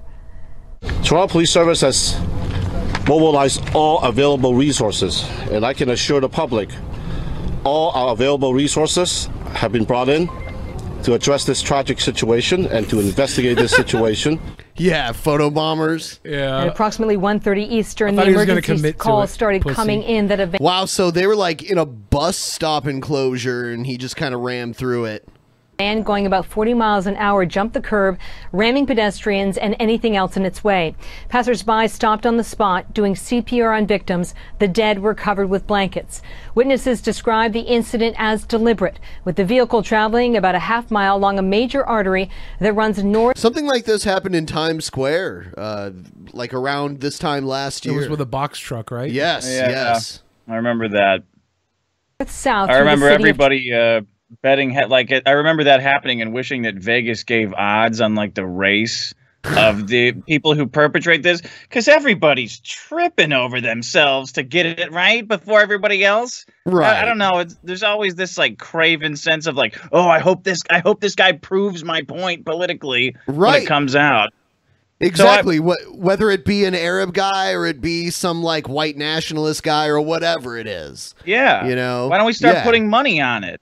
Like, why stop at just secretly hoping and trying to like act like you're not doing that? Let's go all the way. Let's put some fucking odds on this stuff. Toronto. After the van stopped near another major intersection, the suspect got out of the vehicle, brandishing a black object. Witnesses reported the suspect claimed to have a weapon before the police takedown. Canadian authorities have not identified the suspect, whether he acted alone, was part of a larger group, and no word yet on the motive. I mean, like in even a city like Toronto, the likelihood of a civilian having a gun is like way lower. So the cops usually aren't as quick to take someone down. But if he's holding something and being like, I have a weapon. Yeah, because like in most parts of the U.S., like the cops should normally just assume someone has a weapon because anyone could have one, you know? Yeah. Yeah. So they go into a situation very different there. But I mean, they're still around. They're still floating around there. So the terror group ISIS has called on its followers to use vehicles as weapons, and they did so with deadly effect in Nice, France 2 years ago, killing 87 people. If confirmed as terrorism, the Toronto attack would be... That was almost 1 year to the day that I was in Nice, France. Like, I was there the year before this shit went down there. So crazy. One of the worst on North American soil. It's a nightmare, man. I got to Young and Empress, and I seen a lady with her leg, and oh man, it's a gruesome scene. It's really bad out there. I couldn't believe what I seen, man. It was like, oh man, everybody, all these people on the streets getting hit one by one. This guy's a YouTuber. Yeah, he's so dramatic too. I couldn't believe it, man. Yeah, it sucks. It's sad, but fuck, it happens too often. But did they name, like to Dick's point earlier, did they name the race of the attacker? They haven't said it in this yet. They did mention ISIS. Well, ISIS was the France one from 2 years ago. And that was a car attack. They were comparing it to a car attack. If this was a terrorist attack, they're saying it was be similar to France, where 86 people were killed. Someone said, "Hey Ben Pye, the Blue Jackets just got knocked out of the playoffs." Well, that sucks, but I'm not surprised because they've never made it past the first round of the playoffs. So thanks. Law enforcement is now working closely with Canadian federal officials. Canada's Minister for Public Safety, the equivalent of the Homeland Security Secretary, said there's no link between the incident and a G7 meeting also in Toronto at this point, Brett. Catherine, thank you. We'll You're follow for some updates if we get them. I can't believe this shit doesn't happen more. Like, it's as easy as getting in a big van and just driving down the sidewalk. And there's this whole nation of people that hate us and want to strike terror into the hearts of the infidels all over the West. And it only happens like once a year, you know? Yeah, I guess that is one way of looking at it. I mean, it's a fucked up world we live in when we know that that's such a regular possibility. Well, I think we have such a tight leash on people nowadays with the surveillance and stuff that if it gets even close to that, they just hem them up beforehand. Yeah, but they get the people that have nothing to lose to do this kind of shit, you know? Just like the suicide bombings. It takes more than just the want to, right? You have to have the ability to carry through with something like this. And I think a lot of people are fucking pussies inside, and they just don't have it in them. They don't believe their 72 virgins will be. You on the know, other side. I think there's enough people out there that are willing to do it, but it's the people that want to facilitate it finding the people that are willing to do it. Yeah, without and getting finding caught. them before they do this to their own people. Like, they got to find the weird haircut guys, the 10,000 yard stare guys, and their own homeland and weaponize them and get them over here quickly before they shoot up a falafel house in the Middle East, right? Yeah. I mean, we're talking about recruiting. You know, this is just it's a problem for Amazon. It's a problem for ISIS. It's just all about interviewing and. Yeah, it's kind of sick how many terrorists are on food stamps. Well, we actually it's not right. We covered a news story a few months ago where these Americans went to go join ISIS, and when they got there, they were made basically like their bitches and like doing their laundry and cooking their food and all that kind of shit. And all the terrorists, they're into like butt sex, right? So they're fucking all the little American wannabe terrorists right in their tight white asses. Yeah, I did hear that about terrorists. They're all really into butt sex. They love it. They do Man Love Tuesday or Thursdays because Friday's the holy day. They can be absolved of it the next day. So they just butt fuck little men. I just got a 911. I didn't turn on 911 mode, but just for fun, I'll spin the wheel. For funsies? Yeah. What's this? This is our alcohol wheel. Billy and I, we had a trivia contest where every time you lost a round, you had to spin the wheel. And then it ended. The night ended with Billy vomiting, like projectile vomiting. I don't remember that. Well, we can not confirm nor deny that happened. What? No, I'll be glad to confirm it. I'll be glad to confirm it. Nah, that's cool. Let's move on. Yeah, Did any here beds get shat in? Here it is, right here. Oh, God. All right. So I'm gonna do it. The surprise self vomit. That's the worst. I don't have all the liquors. I have to restock because I'm facing someone else as the defending world heavyweight champion of the spin till you spew wheel. Thank you. When half the wheel is weed and shit that you love and I hate. Well, it's not my problem. You can't handle weed, dude. You outweigh me by like 200-300 pounds. Yeah, you should be able to drink better than me. I'm sorry. No, I can drink better than you. No, I'm a way better drinker. You added this fucking wheel in for some sort of gimmick. Giving yourself an unfair advantage. That's a real wheel. Yeah, it is. I thought it was just like a virtual thing. That's no, absolutely. It's a real. The first double Benjamin. Did I have to spin again? Yeah, you got to do double something. The first time we got this wheel, we did a thing called the Wheel of Misfortune, where if it was a trivia game, but if you lost a round, double weed. Ben's doing a double weed. But if you lost a round, you had to spin the wheel, and our dominatrix would do like whatever was on the wheel to you, like beat the shit out of you, or like nice. put clothespins on your nipples and like that kind of stuff. So.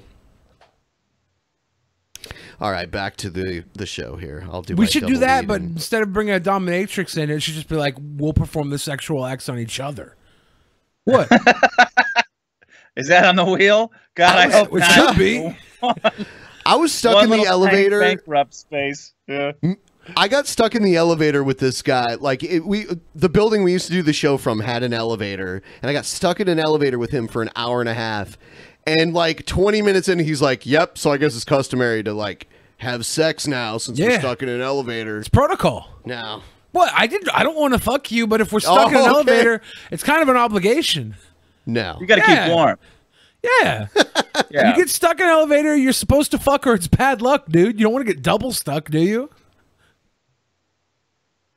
Let's see what we got here. We're gonna move. Oh no. Here's one other one. Here with me is Counselor to the President, Kellyanne Conway. Kellyanne, thank you so much for coming in. Appreciate it. Okay, so you just heard me mention that tweet. The President talking about Michael Cohen, saying people will flip if the government lets them out of trouble. He thinks Cohen won't do that. Why is the President, though, talking about the notion of Michael Cohen flipping if the President didn't do anything wrong? You have to look at everything the President has said about Michael Cohen and the FBI raid. He's defending someone who he's worked with and known for a dozen-plus years, Dana, who he thinks is being treated unfairly. Look at what happened this week, a tale of two tales, if you will. You've got Jim Comey on the one hand going out on a big book tour after saying, I don't leak. A tale of getting tail. I like Kellyanne Conway. Yeah, she's all right. She's like a slutty grandma. She didn't like Trump at first, though. She was a critic of Trump originally before she signed on. Yeah, because she's a fucking smart turncoat. That makes me smart. Yeah. Yeah, that's no one should like Trump right away. If you like him right away, there's something wrong with you. Ease into it. Not sneaky. Yeah. I don't make any weasel moves and doing all of the above again and again, including in his memos. More on that in a moment. And then you've got Michael Cohen, who the president believes is being treated unfairly at this moment. Also, the methods really have disturbed the president. He said in the cabinet room when he first got word of the FBI raid almost 2 weeks ago tomorrow that he felt the methods were a, quote, disgrace. And that should concern everyone. Nobody's talking about the contents of the documents. People are speculating and prevaricating, particularly not under oath on TV shows. But the method should concern people. I mean, look at the DNC server. The FBI didn't bother to secure or search the DNC's server when the DNC said no, and it had been hacked. And here, Michael. Yeah, the title of this video suggests that they get pissed at each other, and that's just what I wanted to see. President is doing as president, and I hope CNN will start to cover that a little bit more, because the American people certainly do like what's going on, including this president making huge strides in short order toward denuclearizing the And we are Korean going to talk Peninsula. about that. It's a huge issue. In great detail later, but you talk about diversions. The president... We're going to talk about, like, the thing Trump did that's good, but let me talk about all the bad shit first. Yeah, I mean, like, CNN won't give up on it. I think it's hard for me to pay attention to people if there's not, like, swearing every couple sentences. Like, I start to just really lose track of what they're talking about. Like, I need every once in a while, I need, like, fuck, man. Yeah. Like, and then you got this fucking guy over here. Like, okay, I know that. It's like we're speaking different languages. Like, I always imagine like how these Latin root languages split off, and like, you know, then you got German over here and English over here, and you can't talk at all. I fucking am starting to lose track of what these people are saying, and I guarantee you probably feel the same way about me talking like fuck this, cocksucker. Like, oh my god, I can't understand a word this guy's saying through all the swearing. I like my news that way too, though. You know, yeah. I need a fuck in there every now and then. That's why people watch the DP. We can add the fucks to the throw news. it in. Yeah, We're like, here's your news, but with more fucks. I thought there was going to be more of a cat fight going on here. No, I'm not interested. I'm moving on. It's just like excuse me. Right.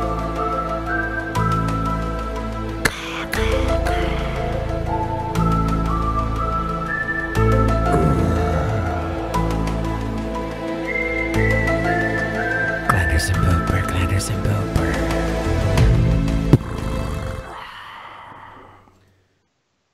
So I lined up a couple Ghazi videos because he's always interesting.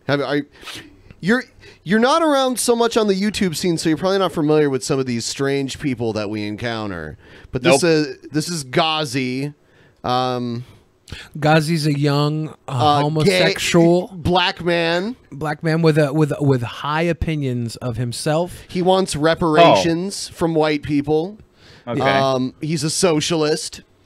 Let's let him speak for himself. Probably y'all, it's me, Ghazi Kodzo, your favorite revolutionary. And who is this big white man around me? Oh my God, this big ass white man, colonizer, get away from me. Anyways, y'all, this is Comrade Bobby. If you don't know, now you know. The Yahoo movement, which I'm a part of, has an organization of white people that are under the leadership of the African People's Socialist Party, and they organize for reparations under our leadership. And the African People's Socialist Party. I mean, I mention this almost every time we play one of his videos. There's many countries in Africa where it's illegal to be gay. Yeah. And he considers himself and all black people African. I'm sorry that you're not just African because you're black. Like, that doesn't make you African. He's African because he's gay, right? No. Oh. What are you saying then? I mean, well, I'm not going to assume that he's never been to Africa. I don't know his travel itinerary, but I mean, like, he's obviously American, or at least has lived here long enough to not have an accent. He's not African. You think he's fucking this dude in the video? Maybe, possibly. Yeah, look at this guy. This is the ultimate cuck right here. Oh, like. Man. The ultimate cuck doesn't even let his wife get fucked. He just bends over and gets fucked instead. Yep, by this guy. He's like, okay, put it in my ass. I couldn't get a wife. You know, I might as well take the ass punishment for what my ancestor did to your ancestors. Sorry. Nothing wrong with that. Bobby. That's right. Now tell them about yourself, Bobby. That's right. White name. That is a very white name. Cave Bobby. Cave Bobby, tell them about yourself, Bobby. Like I just said, I'm part of the Uhuru Solidarity Movement under the leadership of the African People's Socialist Party. I am a former Marine. I'm the 4th generation in my family to be in the U.S. military. And now I am opposed to the U.S. military, and I've taken a stance of material solidarity and reparations through the Uhuru Solidarity Movement. Uhuru. Uhuru, Bobby. Great job, Bobby. Great job. All right, you guys. This is so fucking weird. He didn't man. say Uhuru with much enthusiasm, though. Uhuru, Bobby. Great job. Just want to say, Bobby, I'm gonna fuck you in your fucking ass right now. You serve under me, Bobby. Lick my feet, Bobby. This was Chris Tucker's inspiration. For, I was just gonna say. I can't get Ruby Rod out of my head the whole time I'm listening to this guy. I'm thinking this Call is like me Dallas. This is a poor man's fucking Chris Tucker with a poor man's Bruce Willis. Yep. This is the worst We're going to sequel talk to about Filth I've Syria. ever So seen. picture it. 100 years ago, 1919, the British and the French imperialists went into what is known as the Middle East and invaded Syria and then created what we know as modern Syria today, which is a landmass that is occupied by the French and by the British that have been stealing the resources of the Syrians. Then in 1967, Israel actually invaded Syria, known as the 7-Day War, where they occupied 600 plus square miles of land, and it's called the Golan Heights. If you don't know, now you know. So ever since then, Syria has had a really, confrontational relationship with white power imperialism, okay? Now, So Syria, they're just fighting white power. Good imperialism. Oh, they are? Is that what all that meant? Okay. Well. I wonder if Syria has seen the Black Panther yet. I mean, how fucked are you if these people are your resistance force? Like you're logging into YouTube in the morning as a Syrian going, all right, we got some help from the U.S. Ah, shit. This is who's coming? It's Ghazi and his ex-military butt lover. Yeah.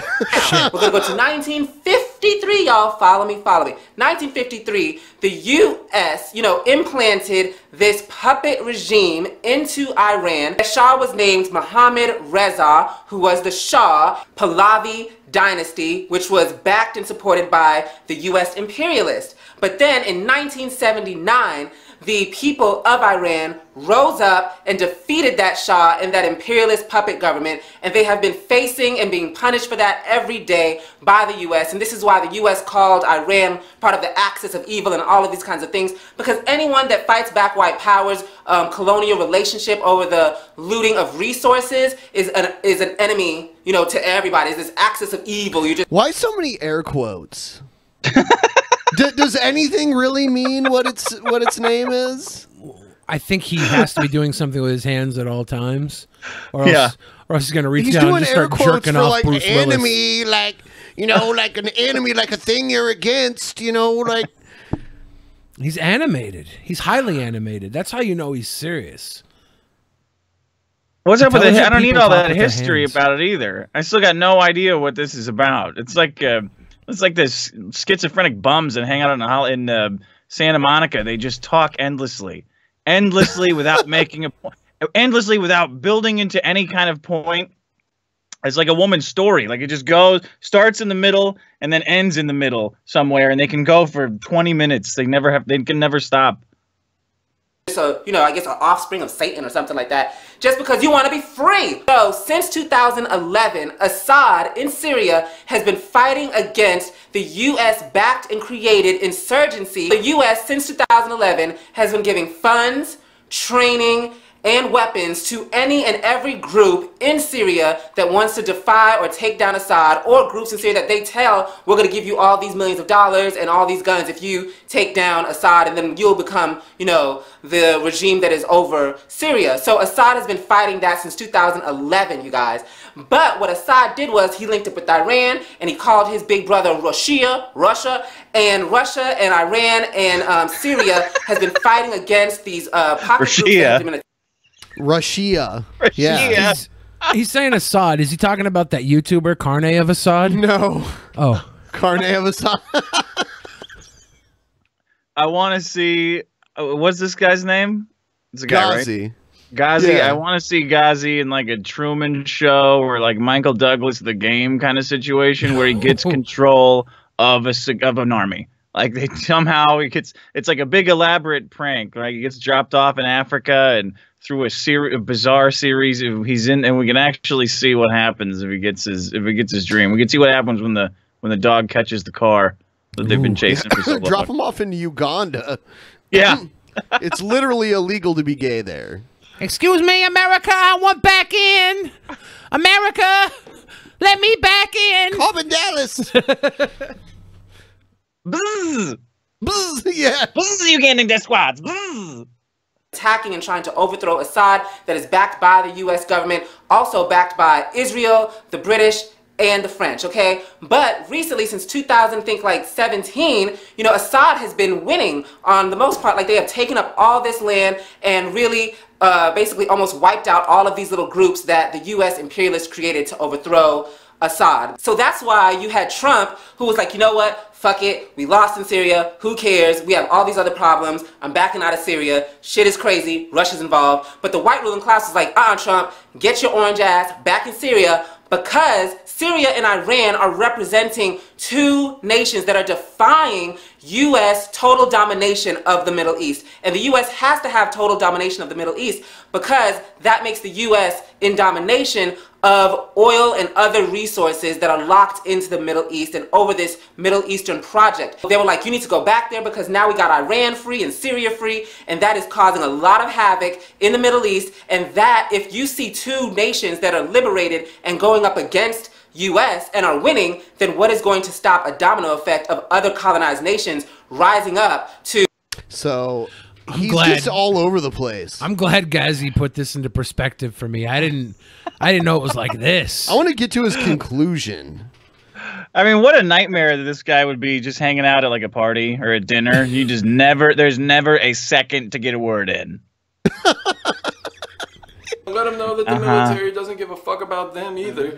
Like, you know, they'll, if you become injured, like, whatever, they'll throw you aside and they won't care. So yeah, show this video to all your friends in the military, your friends that support the military, and tune in Friday night at 7 p.m. So I don't agree with the Syria strikes, but I mean, like, I'm not gonna say I'm on this guy's side because everything's white people's fault and everything's America's fault in the fucking world.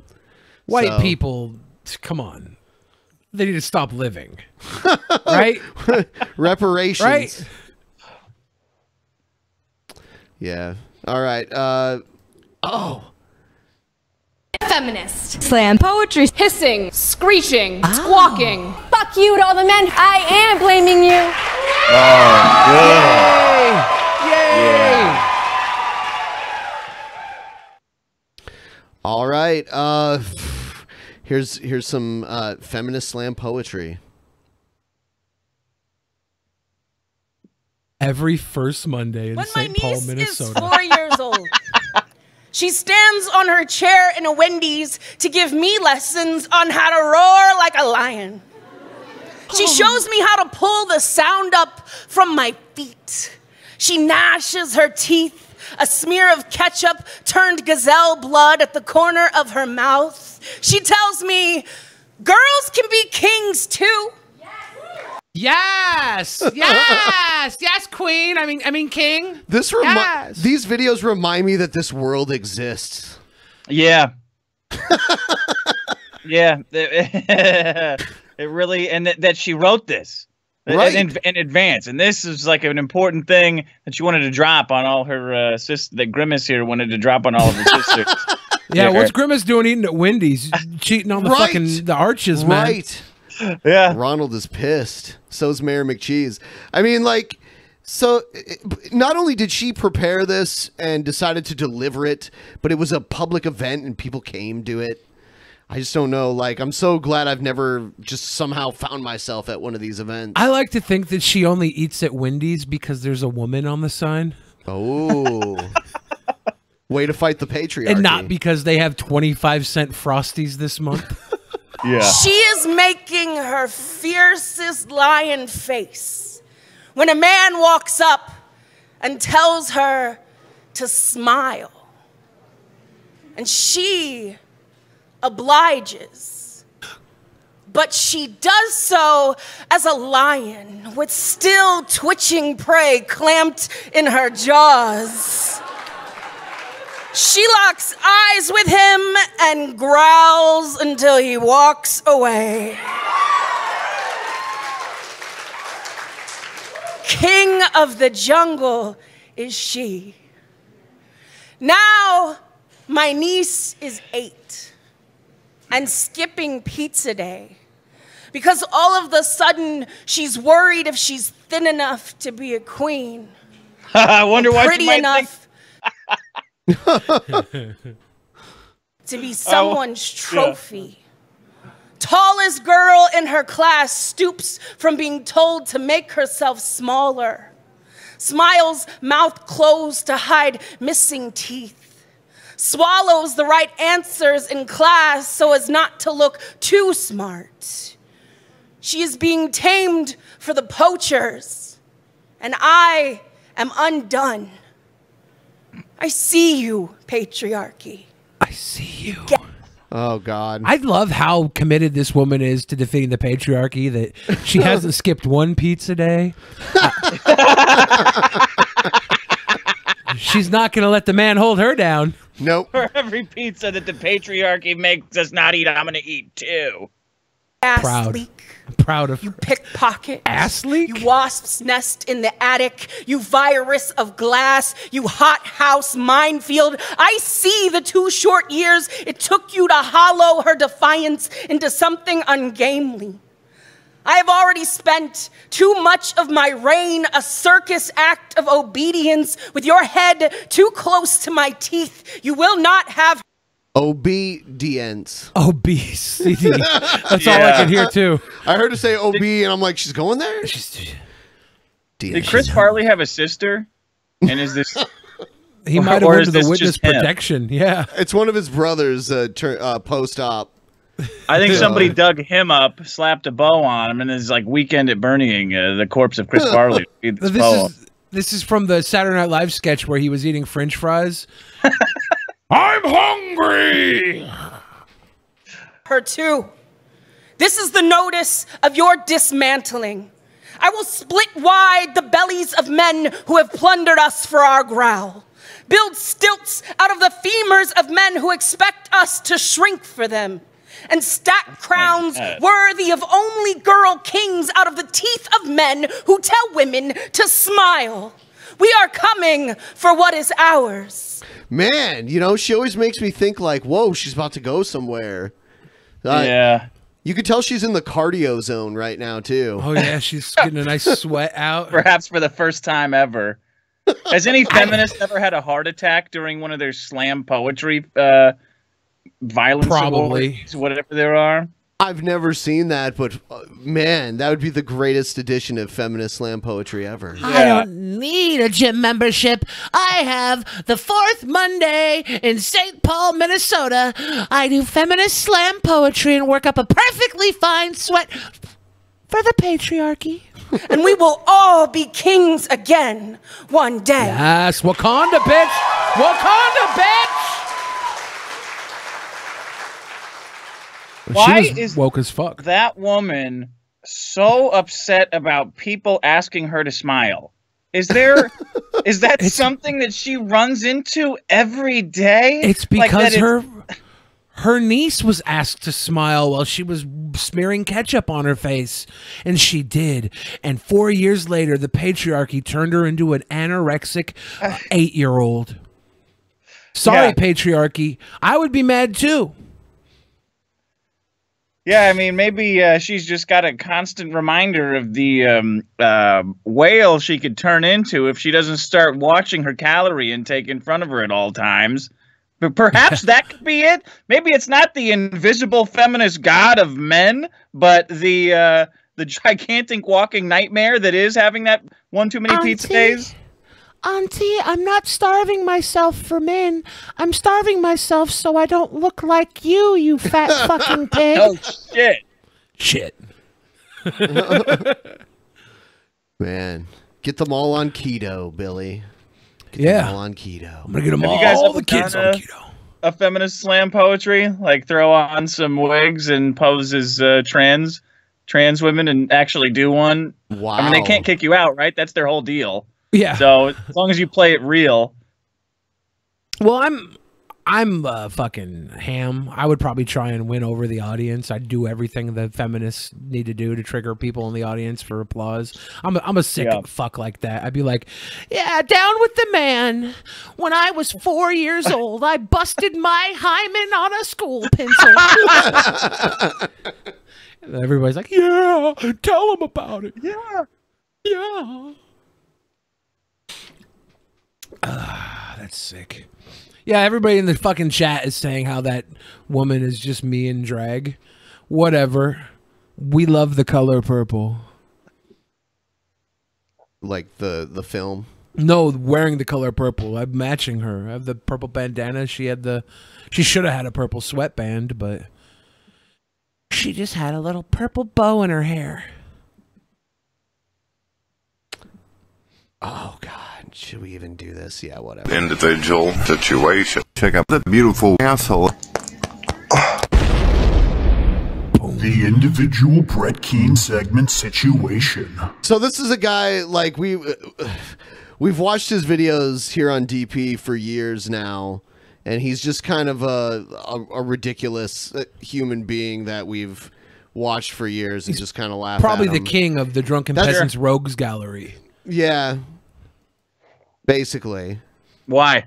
What's I guess I'll see. Yeah, well, this is an old video of him. He's just... Okay. Hello, everyone. It's hard to explain. Sometimes I feel weird, like, doing this segment on the show with someone who's not familiar with him. But, man, it was a Patreon goal. Yeah. That if we reach a certain Patreon goal, we'll start talking about this guy again. So now I have to do it every episode. I'm so tired. My name is Brett Keane, and I'm sorry that a lot of these videos are done with me sitting on my couch chilling. Okay, so he has a bunch of, like, what we call Keanisms, where, like, he's sitting there, and you're sitting here, and you're sitting there. He says that a lot, and he makes a lot of his videos laying in bed. Now, like, this video is probably over 10 years old. You can't even be asked to get up and appear Right. and it's seated. Okay. And he's flipped back and forth between, like, I'm a Christian individual. Give me money because I'm a Christian. And then he'll go and be like, well, now I'm an atheist situation. Give me money because I'm an atheist situation. Got it. Yeah, yeah. So this is during one of his atheist situations. But he's still got a little Jesus up there. Yeah, yeah. I don't know why that is. I just didn't feel like walking around the park or out in the forest or do anything impressive for you right now, so it's pretty much like the way I did it back in the day, right? Classic old school Brett Keane, where I just sit on my ass and talk to you, and it's like classic. It's classic Brett Keane, where I'm just sitting there. Back to for basics. Some reason you listen. Well, I on one of my latest videos, let me see, what the hell is this video anyway? I believe it's called God's Sanctuary.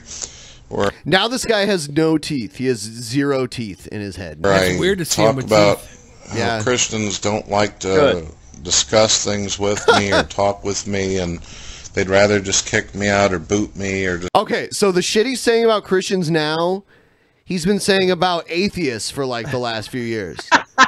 Just nobody wants the poor guy. Right, right. And, well, he made a video years ago talking about how, like, he needed money really bad, and the only people who gave it to him were Christians, so he became a Christian after that. None of the atheists gave me any Right. money. Yep. Just trash me. Well, someone posted a comment called Galaxy Dreams, and she says, your opinion is what it is. It's not surprising to most Christians why you don't like a room with a lot of Christians in it. But if you're ever called to learn more about the Lord and want to talk about it, you can send me a message anytime. So here's the weirdest thing. He became religious, and then the person he's talking about, Galaxy Dreams, became An atheist? Yeah. They switched? And they came on together years ago on DP to like debate with us as Christians Debate what? together. As They Christians? were, yeah, but since then they've switched. So here, Brett's an atheist talking to this woman, Galaxy Dreams, who's like irrelevant, but I remember the name. And now they've totally what? This is Like, just weird. It's Called. yeah. You apparently didn't get the concept of my video. I don't have a problem with being in a room with Christians. I personally would rather be in a room with 50 Christians debating them all at once than sit in a atheist room filled with atheists and only one Christian. Well, you're just sitting there. And the reason why that is because if I like it's to be the center of me attention. against 50 Christians, the Christians might actually be a little bit of a challenge. Maybe.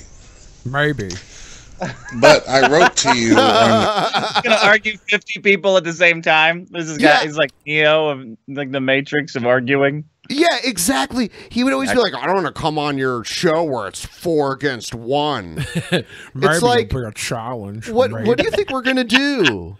We're each going to ask you questions at rapid fire so you can't answer them? I'll tell you what, and afterwards, I'll never come on YouTube again. Yeah. Oh, yeah. He wrote us a contract, like basically written in crayon. Basically saying like, we paid him some money to come on here, and then he would quit YouTube forever after he did this video. He requested that be in his contract, and then he was back like a week later. He always leaves and comes back. So this guy and Maddox, are they the only people that have had demands pre-show for you guys? Is that accurate to say, or you get a lot of that? I think Casey Tron demanded I stop fapping while she was on the show. Yeah, that's about it. Yeah, she was like, Billy's got to stop jerking off under the table whenever I'm on. Wasn't there another guy from Madcast that was going to be on your show, and he had like a list of demands or something? Oh yeah, Lord Matthew. He had some very fucking weird demands. It's rumored that Maddox paid a developer $30,000 for his shitbag website, Madcast Media, that you can make with WordPress in 10 minutes. But Maddox is an idiot; he doesn't understand computers or programming. So it's rumored that he paid 30 grand for that website. The guy who he paid was going to call in and straighten things out, but he weirdly had all these. He had like a list of demands, 3 pages long. Like he wanted a special, he wanted like a parody song written about him, and he wanted a full ad, like weird stuff before and after. And he had this attitude of like, well, I might as well. I only get one shot at this, so I thought I might as well make as many demands as possible. Like never realizing what a weird never realizing what a weirdo he was for making the demands, and then he backed out. I only want yellow M&Ms in the green room. Did you meet his demands? And then he backed out? Or were you like, no, fuck you? What a diva.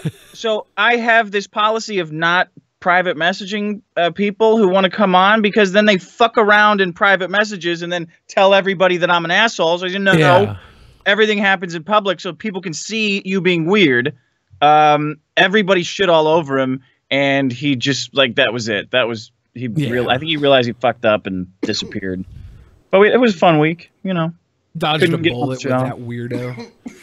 I'm going to go take a piss. So if you guys want to watch Brett Keane for another 45 minutes while I shit as well. My God. I'll be right back.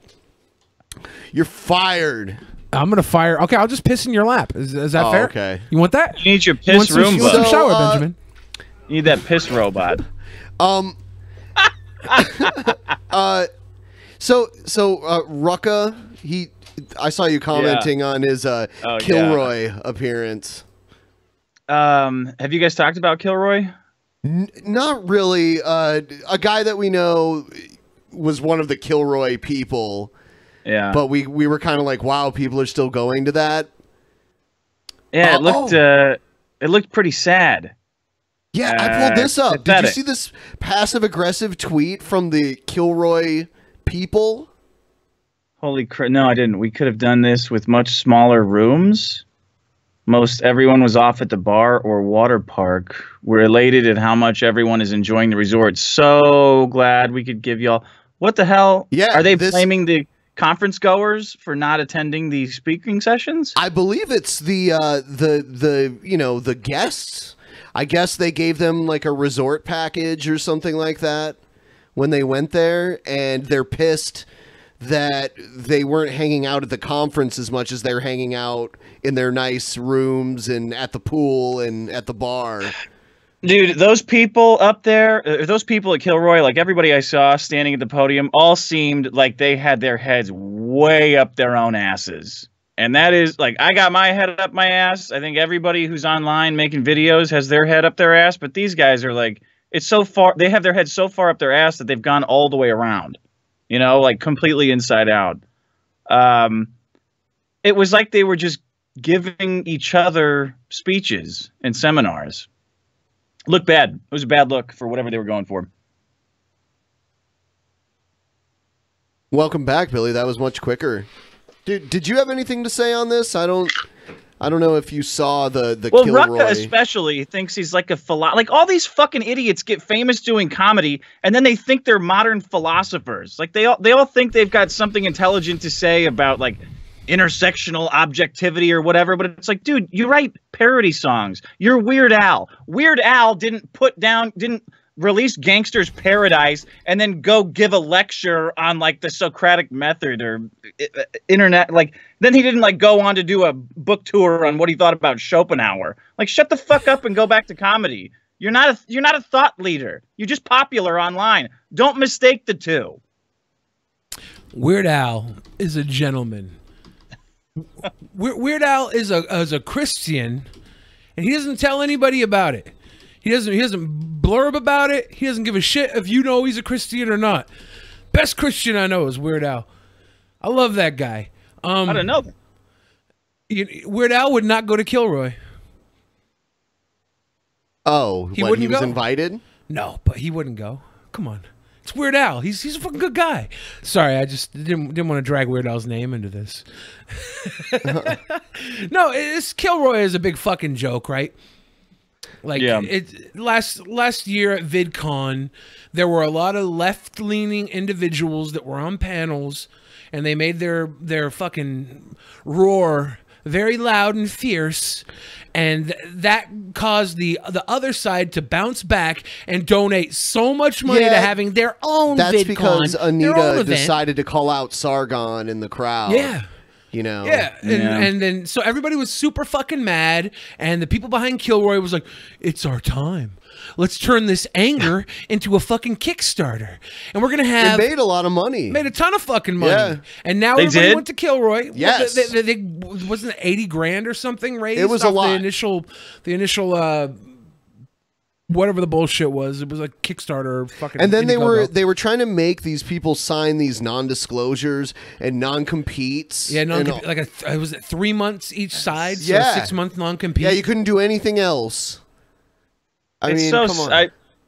When I saw it, like when I saw some of those pictures and how just sad and depressing, like it looked like work. It looked like, it looked like something you're paid to go to by, not even a fun job, by like a boring job. I don't understand why none of these people like know how to have a good time. You know, you guys do shows, we do shows, and we go to a bar, we get shit faced. We probably talk about free speech at some point. I'm sure it comes up, but it's not like this weird. It's not like this weird Hilton re-education seminar that we're putting each other through. I don't get it. Well, they had to fulfill the seminar bullshit, right? That was part of taking all the people's money. They had to have the panels. They like 7 people showed up to, and there was like 7 people in the crowd and 5 people on the panel. And they're sitting here talking to each other like, and the coolest thing I know about free speech is that, you know, free speech isn't free. That's only $85,000 to tell you about free speech. we're gonna have a Mai Tais. We're gonna sit outside of this Arizona fucking golf course. And a lot of people are bitching like, man, did the Kilroy money really go to put you guys in this paradise vacation? It's not a paradise vacation. It's Arizona, right? I mean, it looks nice. Yeah, it looks nice, but it's because Arizona looks like shit, so they make it look nice. Well, so they I can mean, get old people to live it's there. cold still in a lot of places right now, but in Arizona, it's like pretty pleasant weather. But it's Arizona. Arizona is a fucking trap for retirement. That's why Sure. shit looks nice. Yeah. It's there to get old people to come there and play fucking golf for their dying days and spend the rest of their money living in leisure. They saved the rest of their life. Now they come to Arizona where their bones don't creak because it's pretty fucking warm, and it's not terribly foreign. There's enough white people they don't get scared. It's just that's what Arizona is, and Kilroy's there having their little event, and they're just it's just fulfillment for the fucking Kickstarter. All this is them fulfilling so they don't get sued. Right. It's a fucking joke. It was passed off from the original management to another management company. Because they fucked the original thing. But they're pissed. Like, man, this is. I mean, and they even ended up apologizing for it, which good on them. But yeah. What about the people promoting it? Like it seems like everything that comes out of the skeptic community, so called. I've had nothing but almost nothing but bad experiences with these motherfuckers. Like all the e-celebs who've made their name in freedom of speech issues, like whatever personal sovereignty issues. Like they all are like they're some of the most closed-minded people. Like they're some of the most liable to circle the wagons and protect their own. They're always falling for shit like Candid. It's like anybody waves $1 in their direction and they're so eager to whore themselves out for it. It's given me a bad taste for any quote unquote skeptic that there is on the internet, You do see that a lot, that's for sure. I mean, I can't say I've never like waved down some dollars in my time though, for sure. So but yeah, like nothing wrong with that. There's nothing wrong with that. But at least say it's a fucking ad. Like it's not, oh yeah, I'm really proud of this Candid thing that isn't going to be all the new thing. Like, yeah, dude, we found out that they're just running an AI bot. They're just building it to filter everybody's speech. So what now? Next question, please. I'm beyond reproach. Yeah, I knew some people that were on board with that. I didn't even really know enough about it until the shit hit the fan with that app. But I remember. So, Dick, you've been on with us for over 2 hours. I think we're going to go longer than this. It's up to you if you want to stay. You're welcome to. If not, yeah, I'm going to head too. But no, yeah, I'll stay with you guys. All right, perfect. I think we're going to bring on Liz from Channel Awesome. Oh, cool. Yeah, she wants to come on and talk about Channel Awesome. To be honest with you, like, I know the very basics of it. I haven't read the memo. There was like a 60, 70-page leaked memo from... I saw that. Yeah, it's pretty interesting. So I'm going to give her a call here. I'm going to bring her into the call. I just have to set this up. Feel free to kick me off if you guys don't want me in the Liz interview, by the way. Oh, no. We want you here. Oh, yeah. You're fine. We don't want to force you here, No, no. Yeah. All right, let's see here. We will get both you guys in here. Oh, man, old Brett Keane looks weird. Yeah, he has teeth. He looks like he's like a club DJ at like a really shitty club. Hey. Hi, Iron Liz. Nice to meet you. Hey, nice to meet you. Hey. So, don't know if my camera's working or not, but audio should be fine. So thanks for having me on. I appreciate it. Yeah. Thanks for being on. So we heard so many things about Channel Awesome over the last few months, and we were trying to think, because we haven't gone in and read everything from the memo or anything like that, kind of skimmed through it and read what we've seen people write up about it, and other content creators who have made content for Channel Awesome in the past. But we haven't delved into it enough to where we know everything. How would you explain what really happened to people who aren't that familiar with it? Well, I guess you could call it a trash fire, but essentially what happened back in mid-March was, I think it was Obscurus Lupa and Mars Girl, who are two former producers on the website, got into a Twitter thread just kind of detailing all of the various abuses of things that went wrong, things that they didn't like, things that went bad, why they got fired, all these other, I guess, grievances, you could say. So what ended up happening was the thread got way too complex, so they put together a Google document to kind of say, okay, let's organize this and put it all into one place. Well, as time went on, more and more people added to it. So at one point, it was 20 producers of the formerly on the site. And then I added it on after a week or so that it got posted. It kind of took a little bit longer for me to get on there just because the, it was just too complicated. There was too many people trying to access it. So I see. But yeah, that kind of hit. As a result of that document, Channel Awesome released a kind of non-apology where they said, oh, we're sorry that you feel that way. And that just added fuel to the fire. And then the kind of the death nail in the, I think the website came when they released a second, like, oh, we're going to debunk the rumors behind it. Accusation, fact. And in that response, they all but outed Justin Wario as a sexual assaults person, or, you know, had issues with that. And it's been downhill for there. And they as all at this but point, outed him? So they didn't out him? Well, what they did, one of the accusations in the document was there was a anonymous person who came forward and said, oh, and this is kind of the more infamous part of the document, of the original document, where they said, oh, Justin, or not Justin specifically, but there was a producer who was grooming me, and I was sexually assaulted, and they knew for about a year. Well, the response to that was, oh, well, no, we knew about 3 weeks, and look, we totally fired this person, except you could still kind of see the J on the chat log that they posted because they whited it out, but you could still kind of tell. And then if you matched it up with the dates, it matched perfectly. They said, oh, we'll fire that person Friday. Well, it matched perfect for Justin's leaving, so. They fired him for assault? Sexual assault and some other things, I think. I don't know the full details because a lot of it was kind of pushed under the rug. I know they Did they go to the consulted cops? Sorry. I don't know. How long ago did he get fired? I think Justin was gone on was it February 15th, 2013, and then about a year later he completed suicide. He killed himself. He killed himself. Yeah. So why are we just hearing about this now if he's been dead for 4 years? Like, what's the big thing that brought this out now after all this time has passed? Well, the thing that kind of brought it out was Channel Awesome, because they inadvertently revealed that this was the case and that they knew about this situation. And when Justin died, he was sort of martyred in a lot of ways, where you couldn't speak negatively about him. And as a result, a lot of individuals who had been victimized were silenced. And so from my own experience, I'm a certified crisis counselor, volunteered 18 months at a sexual assault helpline. Right when he got fired, around that time, there was an individual who came to my attention. A friend of mine introduced me to this person and said, you know, they had this happen to them. They don't know what to do. And so that's when this definitely happened to them. I kind of pushed them in the right direction for here's what you should do.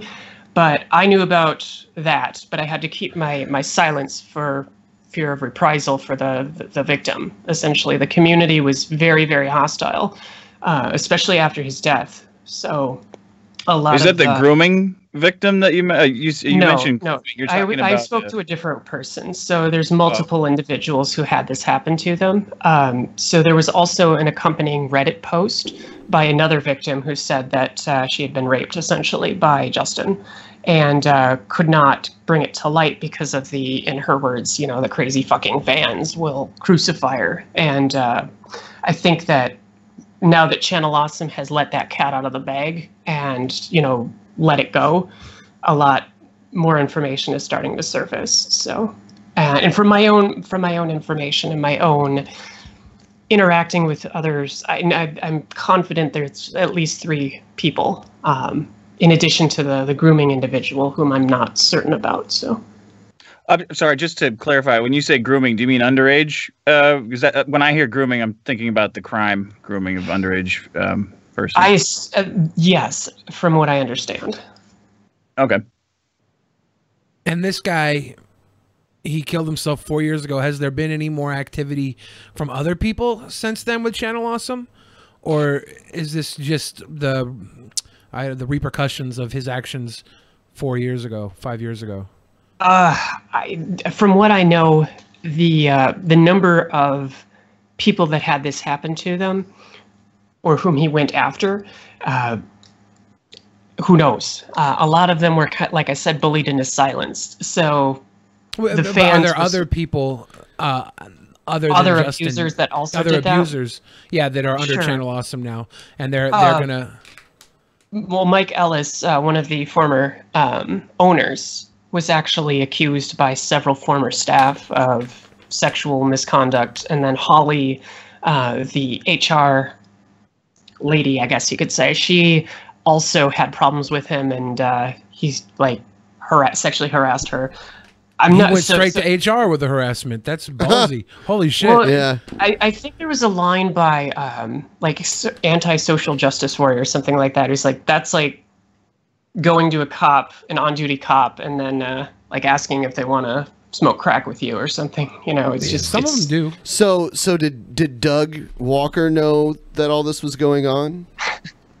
Well, that's the a lot of the producers seem to believe that, yeah, he plays dumb, but he had to have known from what Holly indicated. He was the deciding vote to get her fired. So a lot of it is what sort of files do they have?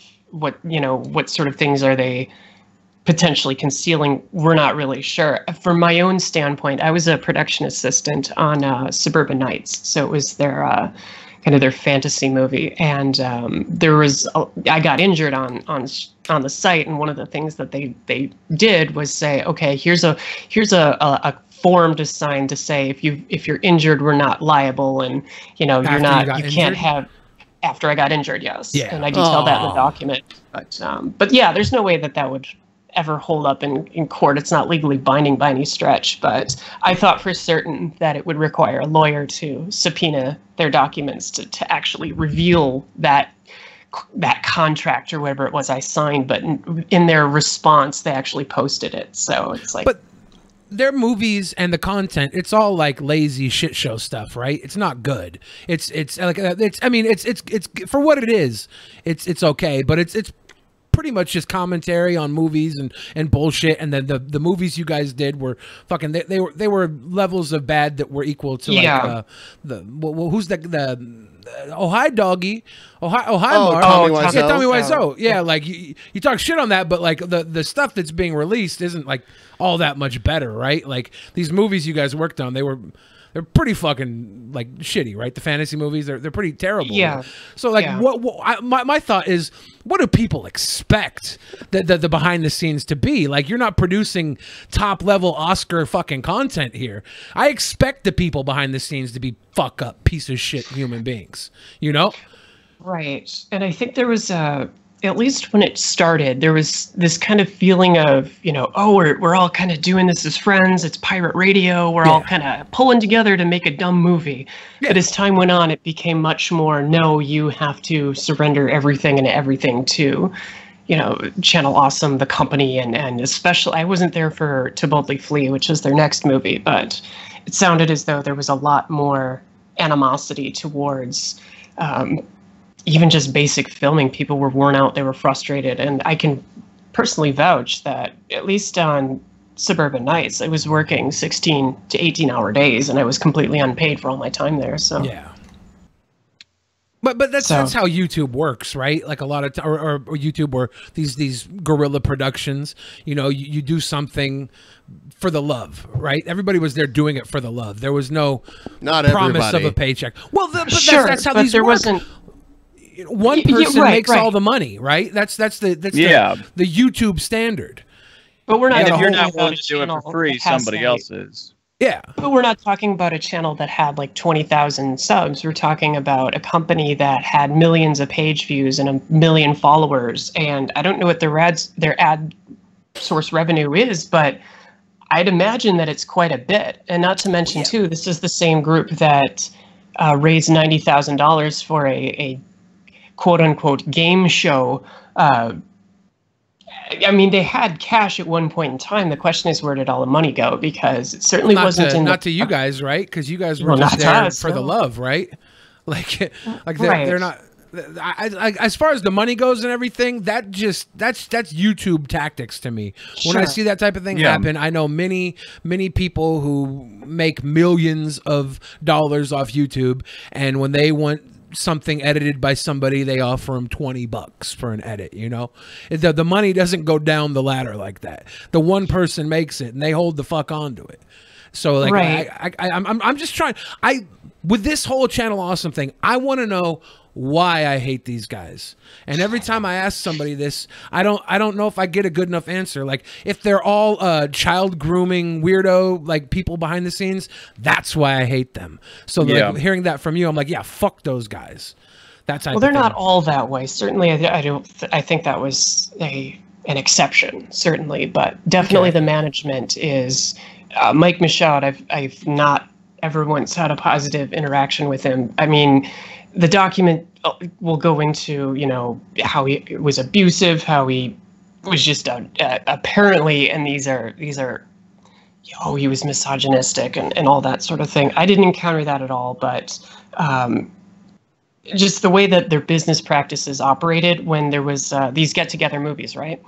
Well, a lot of the personalities used that time to shoot crossover videos, and that was one way that they could, pretty much the only time of the year that they could do that. Well, in the contract, it stipulated that you had to surrender those over to Channel Awesome to recoup the cost for bringing everybody out. I know that Phalis, for example, he did the cheesy special effects stuff in his videos, and so they wanted to incorporate that into Suburban Nights, and so they had him do that as well as To Boldly Flee.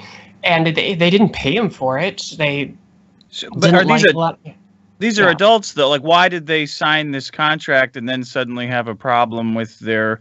Like, I guess that's what I don't. The child grooming thing, I don't like that. But it seems like everything else is just kind of bad PR. Like, the company didn't give money away that they didn't need to. But like, that's kind of Hollywood, you know. That's more than that. But if you look at the contract specifically, it states it's an incomplete document anyway. So when you're kind of signing on to the company, a lot of it is ambiguous. What they claim is, you'll be paid an exposure, but nowhere in that original sign-on document does it state when you go out to film on these movies, you will not be paid.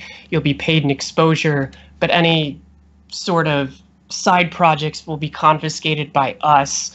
There was a problem too about Patreon, where and this wasn't in any contract that they signed, it was just the ownership. Rob and Mike Michaud didn't like the fact that people had Patreons and tried to shut that off, and or mid-roll ads. They just, again, there's nothing that's stated in writing for this. It's just on the whim of what they want. And if they're the ones running the business and they want that, like, you should just not want to work with them, right? And if you do want to work with them, then you should give up your Patreon and everything else because you're willing to sacrifice to be a part of what they've made, which is much bigger than what you're doing, I assume, or else why would anybody else want to be a part of it? Well, I think initially Channel Awesome served a purpose, certainly, back in the blip days when content wasn't... the search engine on it was so terrible that you kind of wanted a hub to, if you had specific shows in mind that you could go to. But as time went on, they really didn't serve a purpose. They didn't really, they certainly didn't promote you. So take, for example, Angry Joe.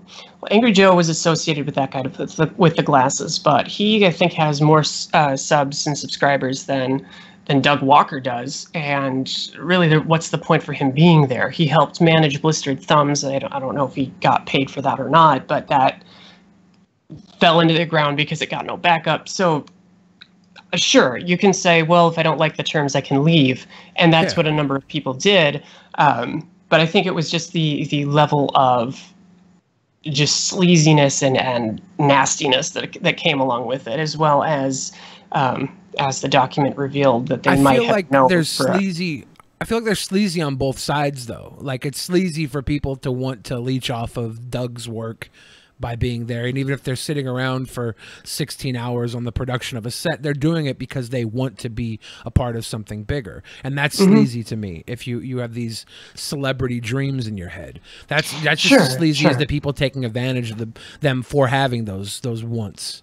So I don't know. It just seems like a bunch of fucking bullshit to me. I'm glad your world is burning. Not your personally, but the Channel Awesome. Like, fucking let it burn. It doesn't seem like it's doing anything good for the world. Entertain people, great. Now the fucking negativity surrounding it is giving people more entertainment because everybody gets to bitch and feed off of the carcass like birds of carrion. Because the Channel Awesome is dead now, and people are feeding off of its fucking body. Is there anyone left on it? Presently, there's only one, and I believe it's Guru Larry. And Guru Larry he's trolling it. He's not going to leave because he thinks it's a joke. But essentially, when the document came out, I think there were about 40 or so people that were signed on to the website. But after the accusation fact, rebuttal or whatever they posted, now there's none. There's even a rumor floating around to say that Doug Walker himself is no longer associated with the company. So apparently, on his personal Facebook, there's it lists, what's your job history, and it says worked in the past tense at Channel Awesome. So I don't know. I was only on the site for about 6 months and parted ways after I broke up with Lewis. So you were dating? History. You were yes, dating I dated somebody. Laura. Yeah. So that's why you were on the production, because you were like in a relationship, or? Well, the story goes with Suburban Nights. I was invited along because we lived in Minneapolis at the time, so the studio was based in Chicago. So rather than fly Lewis down there and pay to do that, they said, well, it'd be easier if you could just drive. Well, he didn't have a vehicle at the time. I did, though. So they said, okay, well, you can come down, and if you want to help out Liz, you can do that. I was like, okay, sure. So I accompanied with it, and it's sort of, if you give them an inch, they take a mile. So initially they had a couple vans to shuttle people around, but they realized it was taking way too long. They said, well, initially, don't use your vehicle because of insurance reasons, and then, okay, well, Liz, we need extra help. Do you mind if we take people? And then when we were shooting into these parks anyway, too, they would, it's far away, so they used my vehicle kind of as a storage unit. I was shuttling lunches around. I was essentially a runner. And then when one of the people who was supposed to play a part, Cloak 2, I think, and they canceled for whatever reason. They said, hey, Liz, we need an extra body. Can you do this? It's like, okay. And then while filming, I got injured, and they had me sign that contract to, we're not liable for any injuries or any of that. So. Did you sue them? Does anybody get the feeling that it's like a lot of little like normal work grievances, but then also thrown in is this like hot button abuse and group? Like, I can't tell really where the normal like things that I don't give a shit at all about people not being able to negotiate good contracts that are beneficial to them. Like, if anything, that should be held up to the internet is you need to watch your ass, because this is normal and good, and every big company should try to do this. But then there's also like these.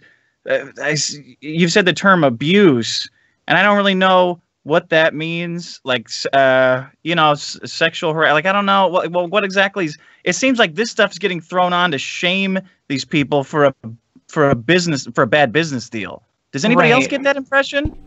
Well, these are allegations that are made by other producers, and those are their standpoints too. That's their hill to fight on, not me. But sure. One of the things that they alleged too was abuse in the forums, for example. Like they were people trolling, or it got worse enough to the point where I think and this is Lindsay Ellis's, if I'm recalling it correctly, where there was an extended like a NYPD investigation that went on for stalking and things like that. I don't know. And then Mike Michaud, for example, had an issue with Obscurus Lupa, and rather than, I think, over mid-rolls, and rather than speak to her about it, he just sort of cornered her and screamed at her and said, don't do that, and made this big to-do about it. And then she was upset after, or she and him never really got along that well, so when it came to kind of confront her about something else, they waited and they messaged her on Skype, and then since she didn't immediately respond 15 minutes later, they fired her. So, I mean, it's stuff like that. I know that there was a Lindsay Ellis issue with one of the producers that she brought on with Gamergate and all of that. And I can't defend. I'm not trying to defend any of it. I'm just telling you what it is. No, and we're thankful for the information, you know, from someone that at least had some sort of insight into what was going on. But yeah, I heard the story about how they fired the one woman because she didn't respond quick enough to them. Yeah.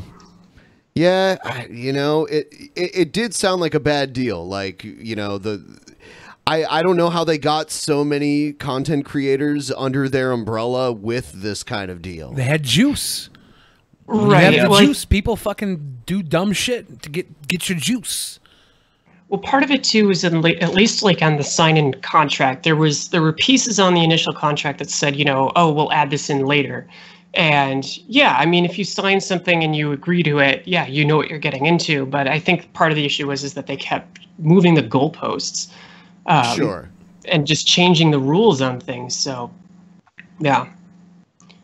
Which YouTube themselves does to content creators often as well, right? Yeah, and I mean, that's part of the reason Doug created that guy with the glasses, from what I understand, was that YouTube was cracking down on him really hard. Yeah. So he created his own website. And he realized how hard it was, and he started doing the same things that he created the website to fucking prevent.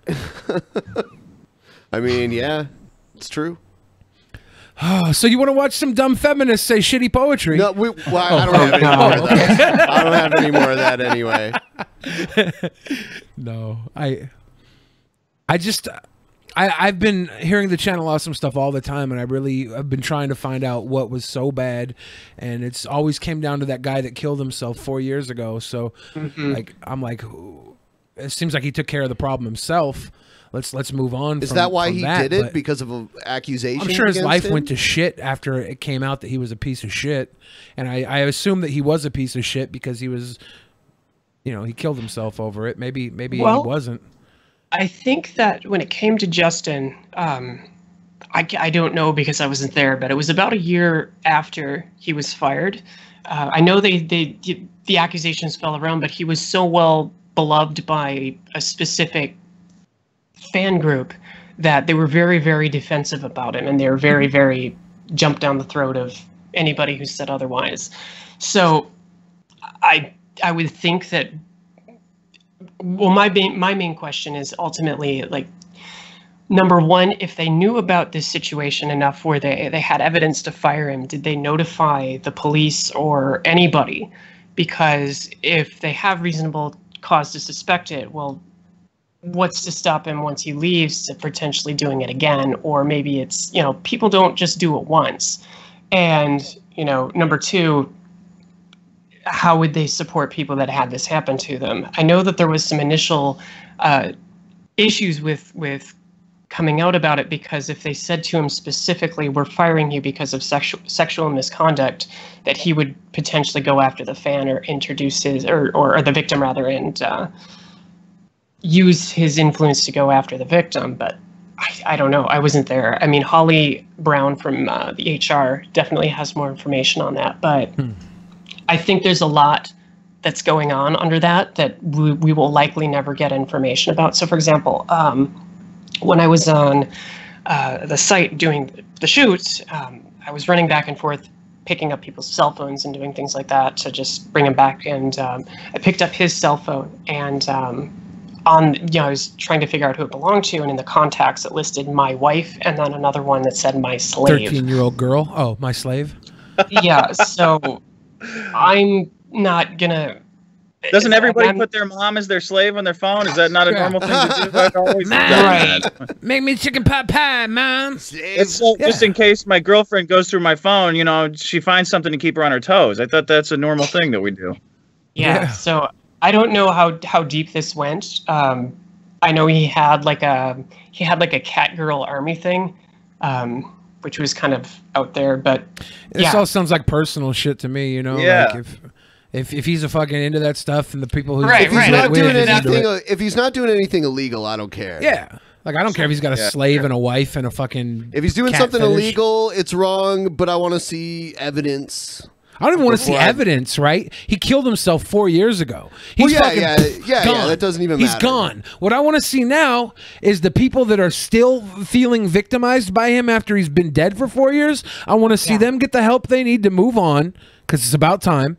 And then I want to see everybody else that's behind the scenes being a fucking a perv or whatever the fuck they're doing. And everybody else get outed, or we move on from this, because Channel Awesome is not worth my fucking time.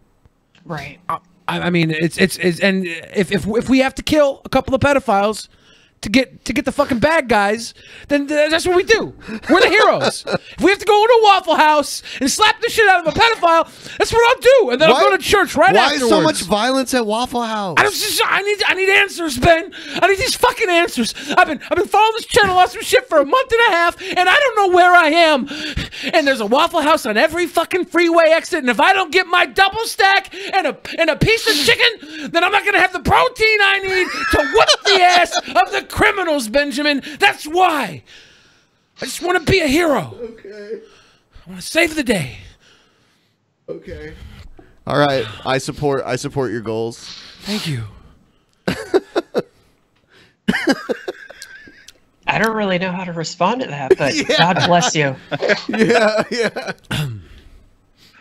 Am I alone in wanting to see some charges for some of these like bigger accusations? Is that Well, yeah. One of the first things that was said was he all but. Well, Yeah. is what you had said, Liz. He all but did something, and I'm like, Who is someone who's living?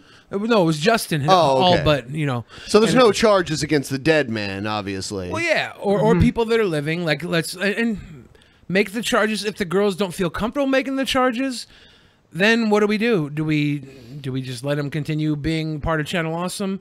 Doesn't matter now because it seems like everybody's it's fucking done. jumped that ship. Yep. But Yeah. what is Channel Awesome supposed to do? You if you don't have actual charges, you let the guy work until the public opinion of the guy is so bad that you're like, okay, this is bringing negativity on our image. We're gonna let you go, whether he was guilty or not. I could see them letting him go, you know, and then they don't Well, have to to be go to the honest- police. Sorry. They don't, I was they don't gonna have say- to go to the police because they let him go, right? Because they don't have the proof. They just have the proof of public opinion that he's being Mhm. turned on by the fans, and they don't want that associated with their brand. Well, to be honest, I always kind of wondered, especially when this second memo came out that they did, or the rebuttal. I thought for sure that they might try to go after the people who wrote the document and try to sue for defamation, because it essentially killed their website when they responded to this. So I thought for sure that might be something that they would pursue, and I guess really the only way that you can actually pursue it is maybe even a class action lawsuit. But You think if they sue That's- enough creators, they can get about 380 million? Well, yeah, I'm currently being sued for defamation to the amount of $80 million. So Oh, I don't God. know- Yeah, that's right, from Mad I don't have any Cuts, tips on either defending or starting a lawsuit yeah. like that. So I mean, that would require a lot more undertaking, and to be honest too, if the owners did try to go after the people who wrote the document for defamation, you'd see the internet rally in defense for legal fees, I think. But yeah, I don't know. Just count their losses at this point. I and think that's move probably on. what they're doing. And the public, you know, they're going to milk this for as long as they can. I think we might be near the end of the milking, though. We need a new criminal. We need a new bad guy. Channel Awesome's dead and gone. Who do we go after next? You know, I was almost like, is Maddox going to add me to the lawsuit next? They should. Let's make it an even 400 million, he doesn't have a good right? track record at serving people, though. I think he sued so many people, and he only ended up serving about half of them. Oh, wow. Yeah. Man. Real half-ass. Real half-ass. Got a better lawsuit. chance of getting a Willy Wonka golden ticket. Willy Wonka. I'm going to go ahead and put up the timer here for people to send in questions or whatever else they have, and then we'll wrap it up. And if you have anything else to say, Liz, I mean, or, No, you know. I think I said my piece. I appreciate you having me on. Yeah, no problem. I mean, you're welcome to stay until we end, or Sure. Okay. Cool. You definitely shed some light on it for me because I've been confused this whole time. Like, why do I hate Channel Awesome? That's how it's been for at least a month now. There was a lot of hate. Yeah. I think it was tied to some of the personalities. I know there's a lot of hate directed towards Lindsay Ellis because of her politics. And, yeah, you know, that's, yeah, I get it. I get it. Dick, would you support the building of a border walk to the north to keep out the filthy Canadians and Michiganis? You know what we need to do? We need to just build a wall, and in the middle of the wall in the south is there's going to be a big tunnel that goes straight to Canada. So if you want to get in anywhere, you've got to all the illegal Mexicans are going to be funneled into the wall, and they're all going to end up in Toronto. Ideally, that's the wall itself is a compromise. So that. Why does Dick look like a Call of Duty character? I have heard some people claim that his face slid down. His face. Did it? What does a Call of Duty guy look like? I don't know. Oh man, I hope that's a compliment. Probably. It's a video Even though game I know hero, it's not. man. Never read one compliment on the internet on a stream. Never even anything close to a compliment, but I really hope that's one. It must be. If you don't know, just lean towards it being so. Yeah. Ignorance is bliss. I head down like this. Does that look cool? Now you look like a solid snake hiding in the fucking box. Yeah, that's what I'm doing. So is your album still performing on iTunes? We were on Billboard for 3 weeks. The Dick Show album. Yeah, it was fucking cool. I think it's off there. I don't know, like it, kind of dwindled after the 3 weeks, but it did really well. This is a great album. Did you guys listen to it? No, I haven't had to. I haven't got to hear it yet. I just heard pieces of it. I love the live music at the show. It was fun. Yeah, it played out really well. Yeah, My Room Records. He released an album too. Too small of an album. But the Dick Show album was. It's these. Yeah. Like Peach when she was singing and stuff, it was a good energy. It was fun. Like during the show, the whole way through, like the music played very well into the live show. She's Barry incredible. Compton wants to be my feeder cuck. Sorry, I just want to shout out Barry Compton. Feed me till I'm 1,000 pounds. Feed daddy. I'll be your fucking pay pig, loser. Wait, no, sorry. Peach tried to sing a song, but she couldn't remember the words. She did very well. Yeah. I give her so much shit because she spends like 2-3 hours getting ready. She's got to go get her hair done. She's got this amazing like latex dress that she's got wrapped around her gorgeous body. And then the one thing she's got to do, the one thing like is that she's prepared a week for is sing the song. Couldn't remember one lyric. Oh, damn. It happens when you're on the spotlight like that every once in a while. I did a show last week. Ben was in the audience, and I fucked up a couple of lines. It happens. And I've done these songs like hundreds of times, so it's like, it happens. Most of the people are too drunk to notice. I'm just that good, man. I just kept going. They don't know shit if you don't stop. Anyways. Yeah, so you just mumble it with confidence and make them like flip it around on them, make them think that they can't hear properly. What did he say? That must have been a good line. I can't comprehend it. Yes. Oh. So how long have you guys been going? Now it's been like what, 3 hours? Let's take a look. Probably close to that.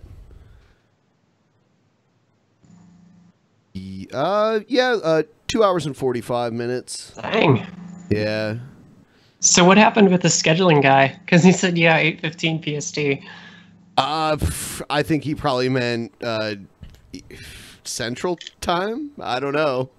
Yeah, well, Pacific time would have been 3 hours earlier. That would have been 5:15 about time we would have connected. Who knows?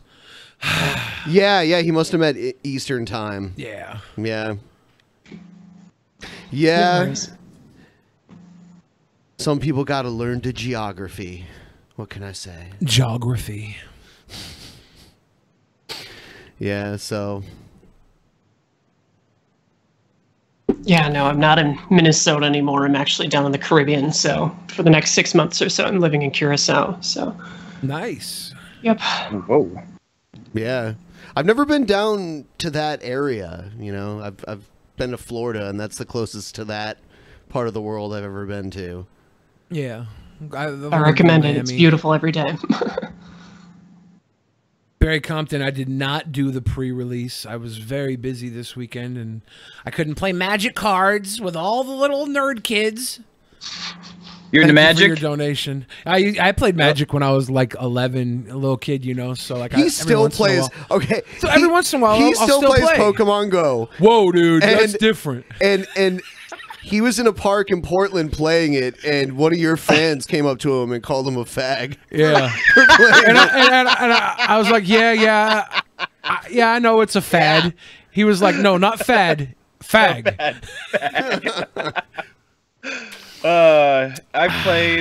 I played Magic when I was 11 or like maybe like ninth grade. I got out in the second expansion pack, and some dickhead sent me one booster pack of Magic cards like 2 months ago, and it was like an addict getting a crack in the mail. That night I was at a card store like just stocking up on Dual Deck. I'm like sitting my girlfriend down and trying to teach her how to play like very calm. I was like, okay, baby, this is a real fun game. We're gonna learn how to play, like using her. Talk about grooming. That's how it happens, though. Like I'll give away all my Magic cards, so I'll stop playing, and then 3 or 4 years later, someone will sneak a pack in, and then boom, I'm playing like every fucking week. I'm just going to the card store to sit there with sweaty guys and stink up the joint while slapping spells. Magic is crack. It's cardboard crack. 100%. Got me back in. I don't know. I think Magic is less shameful than Yu-Gi-Oh, but. Well, yeah, because Yu-Gi-Oh is Or for little Pokemon. kids and people who want to fuck little kids. But Pokemon That's all was- Yu-Gi-Oh is. Which one are you? I don't play Yu-Gi-Oh. Yeah. I'm safe. Yeah, I never played any of those card games. I played D&D. Like I can't believe D&D. Like D&D has people have a totally different attitude towards that now.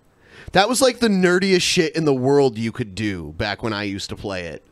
D&D. Well, now it's kind of getting social justice-y now too, but with 5th edition that came out. Really?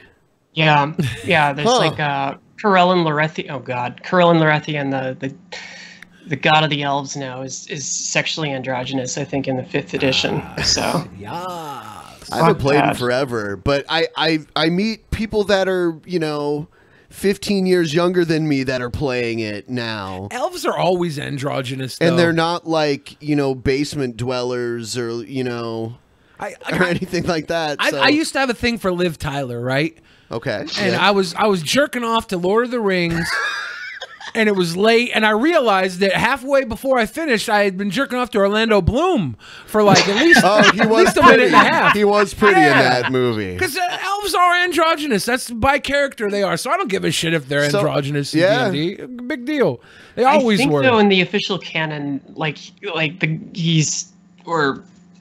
Zir, whatever horseshit pronoun you want to use, is it's literally he's either male or female. It's gotten worse over time. I'm really good at tucking my pee-pee. Like, yeah, I could. I mean, you're just I could trick somebody. You're a little androgynous, Billy, but you're mostly childlike. Yeah. Like, Liz, have you seen Mr. Mediker's video on Linkara? Yep, sure have. I was kind of hoping that he would do a review for this document, but from what I can gather, it sounds like he's kind of burnt out on the.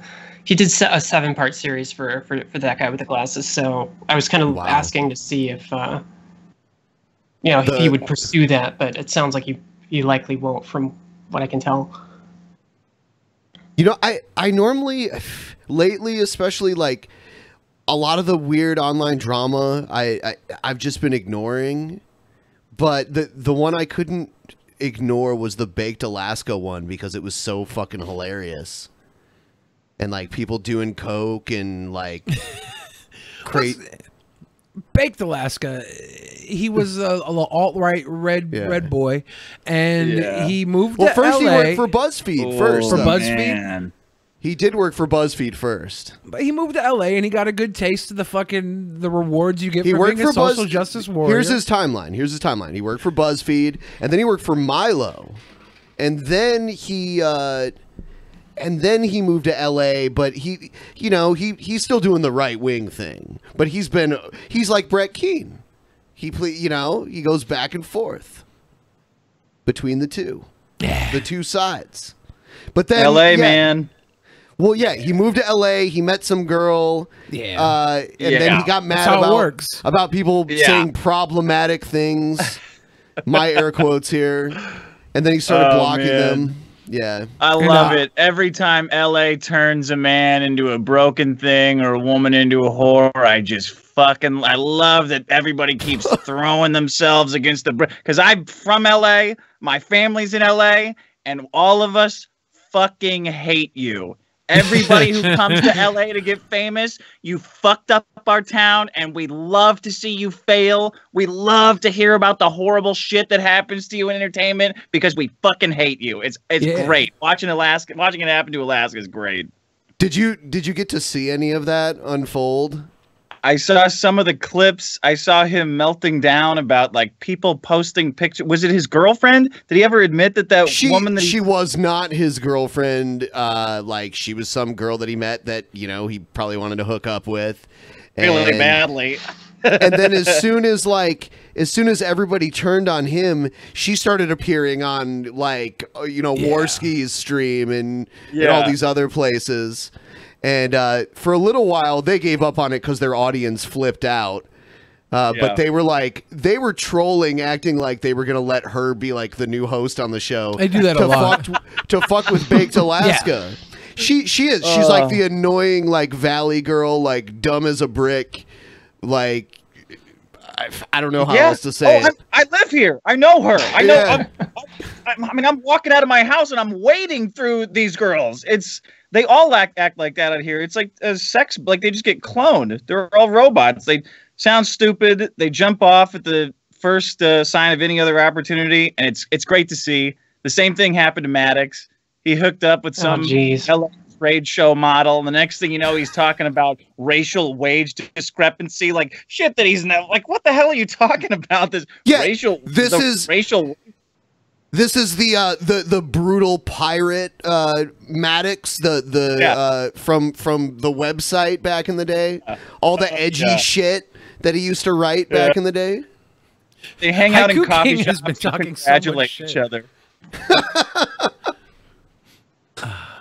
Fuck you, Minnesotian sub. Wow, there's like Minnesota hate. Yeah, Hiking King's been going at it. Shit happens. Someone asked if Thank I'm God we working don't on live any in new music. Scotland. Yeah. Hopefully soon. And the guy that said that my wizard reference in Cardboard Crack was a KKK reference, no. Wizards of the Coast makes magic cards, you asshole. I'm not in the KKK. I'm not a grand wizard. See, Magic got so big that Wizards of the Coast bought Dungeons and Dragons because that used to be owned by somebody else. I think now it's all owned by Hasbro, though.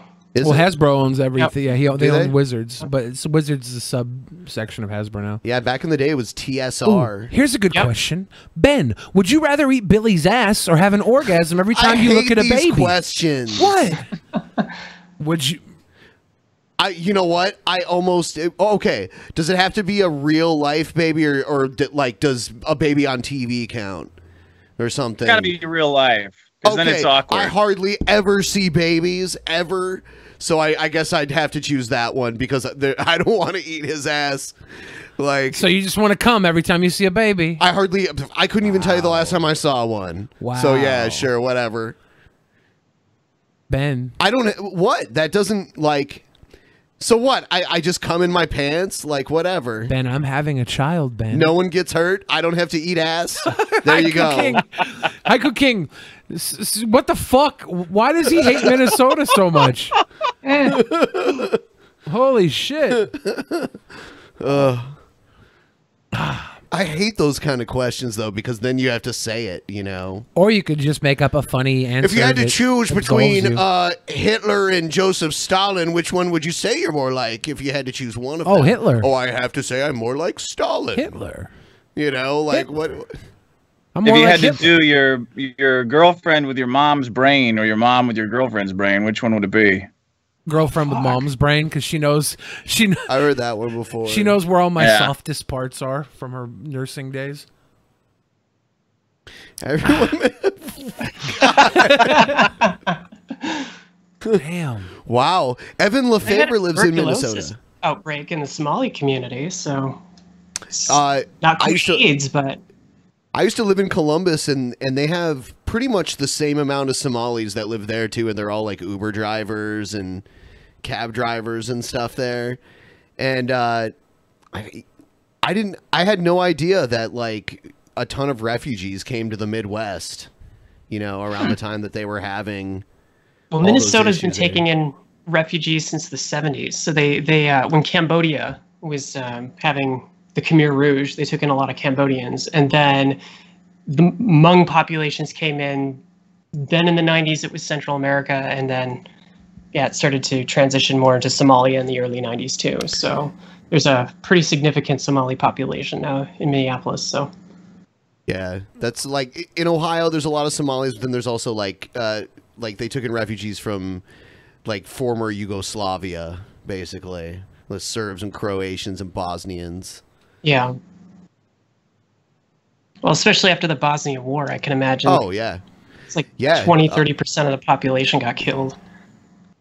yeah. Their treaty that ended the conflict was, I think it was like the Dayton Accord or something. I think it was signed in Dayton. The Dayton Accord. Yeah. Yeah, I'm not a big fan of the Midwest. Sorry. Neither am I. That's why I don't live there. Please do a weed for me. I live where it's naughty to do Oh, so. the date. It's naughty. Yeah, here's just so everyone learns their history today. Yeah, it was the Dayton Agreement. Good memory. The General Framework Agreement for Peace in Bosnia and Herzegovina. Yeah, so. Yeah, and I mean, like, after that, was there... Was that the end of war in Europe? From then up until now? I don't know. I think so. I think there was I know the Chechens had issues too, Yeah. but I think that was kind of the I think there was a Eastern message Europe that is sort of its own disappeared beast. real quick. Yeah. I remember here in Bosnia Herzegovina probably about 10 million times growing up. Couldn't tell you one thing about it. One thing that they're fighting about, who's the good guys, who's the bad guys. Absolutely nothing. It's There basically... were no good guys. Ethnic cleansing. yeah, basically. It's weird. Like, the Yeah, Serbs it was and the... Yugoslavia that was held together by the communist regime, and then once the Berlin Wall fell, kind of the authoritarian government holding everything together broke down, and so it was the country was a ton of different ethnic groups, and they all split Yes. along lines and started killing each other. And a lot of it was religious. Like, you have the Serbs and you have the Croatians, and like there's so few differences between them. There's so few differences between them besides like one's Catholic and one's Orthodox, but they still had war against each other too. Yep. Good. And then like in Bosnia, they also had a bunch of Muslims too. So there was like an attempted ethnic cleansing. The Serbs tried to ethnically cleanse Bosnia of Muslims. Yep. Like Albanian, you know. Well, like, they all ended up doing it though. Like I think the Croats who are Catholic, there are these small towns that they were just wiping out 1,400 people at a time. But pretty much every side in it participated in some form of ethnic cleansing. So yeah, there was no good guy in it. Yeah, I mean, there's still people going to prison over it too. Like they have trials where people go to prison for parts that they played in ethnic cleansing. Even I don't know about like now, but like within the last 10 years, people were still going to trial for it. So They don't put those on C-SPAN? No. Those trials? Oh. Those would go to The Hague, I think. Yeah. For crimes against humanity. Yeah. So yeah, a minute or 2 minutes left. So Ben, would you rather eat my ass or come every time you look at a baby? We already said that. Oh, sorry. What was your answer? I'm not gonna do it. Oh. I'm not gonna do it for the sound bite. Oh, okay. So you wanted to eat my ass, is what you're saying? Is that? I'm not giving him a sound bite With can syrup be like at the Waffle House?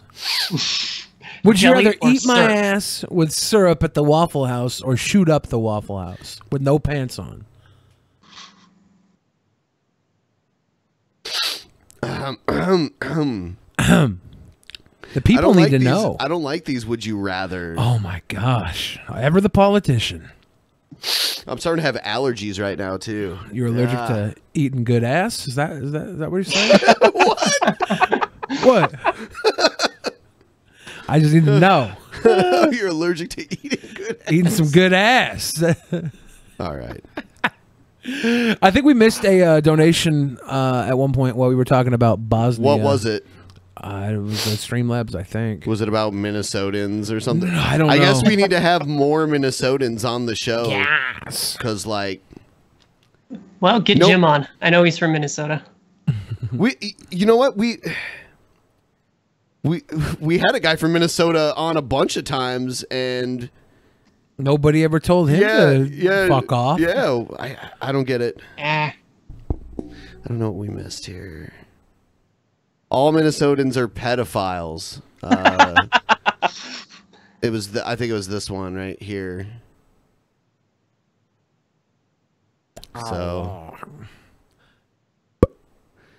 So yeah, thanks to both of you for joining us on the show, and Dick, thanks for having me on your show. Hey, thank you. It was awesome. Appreciate it. Come back anytime.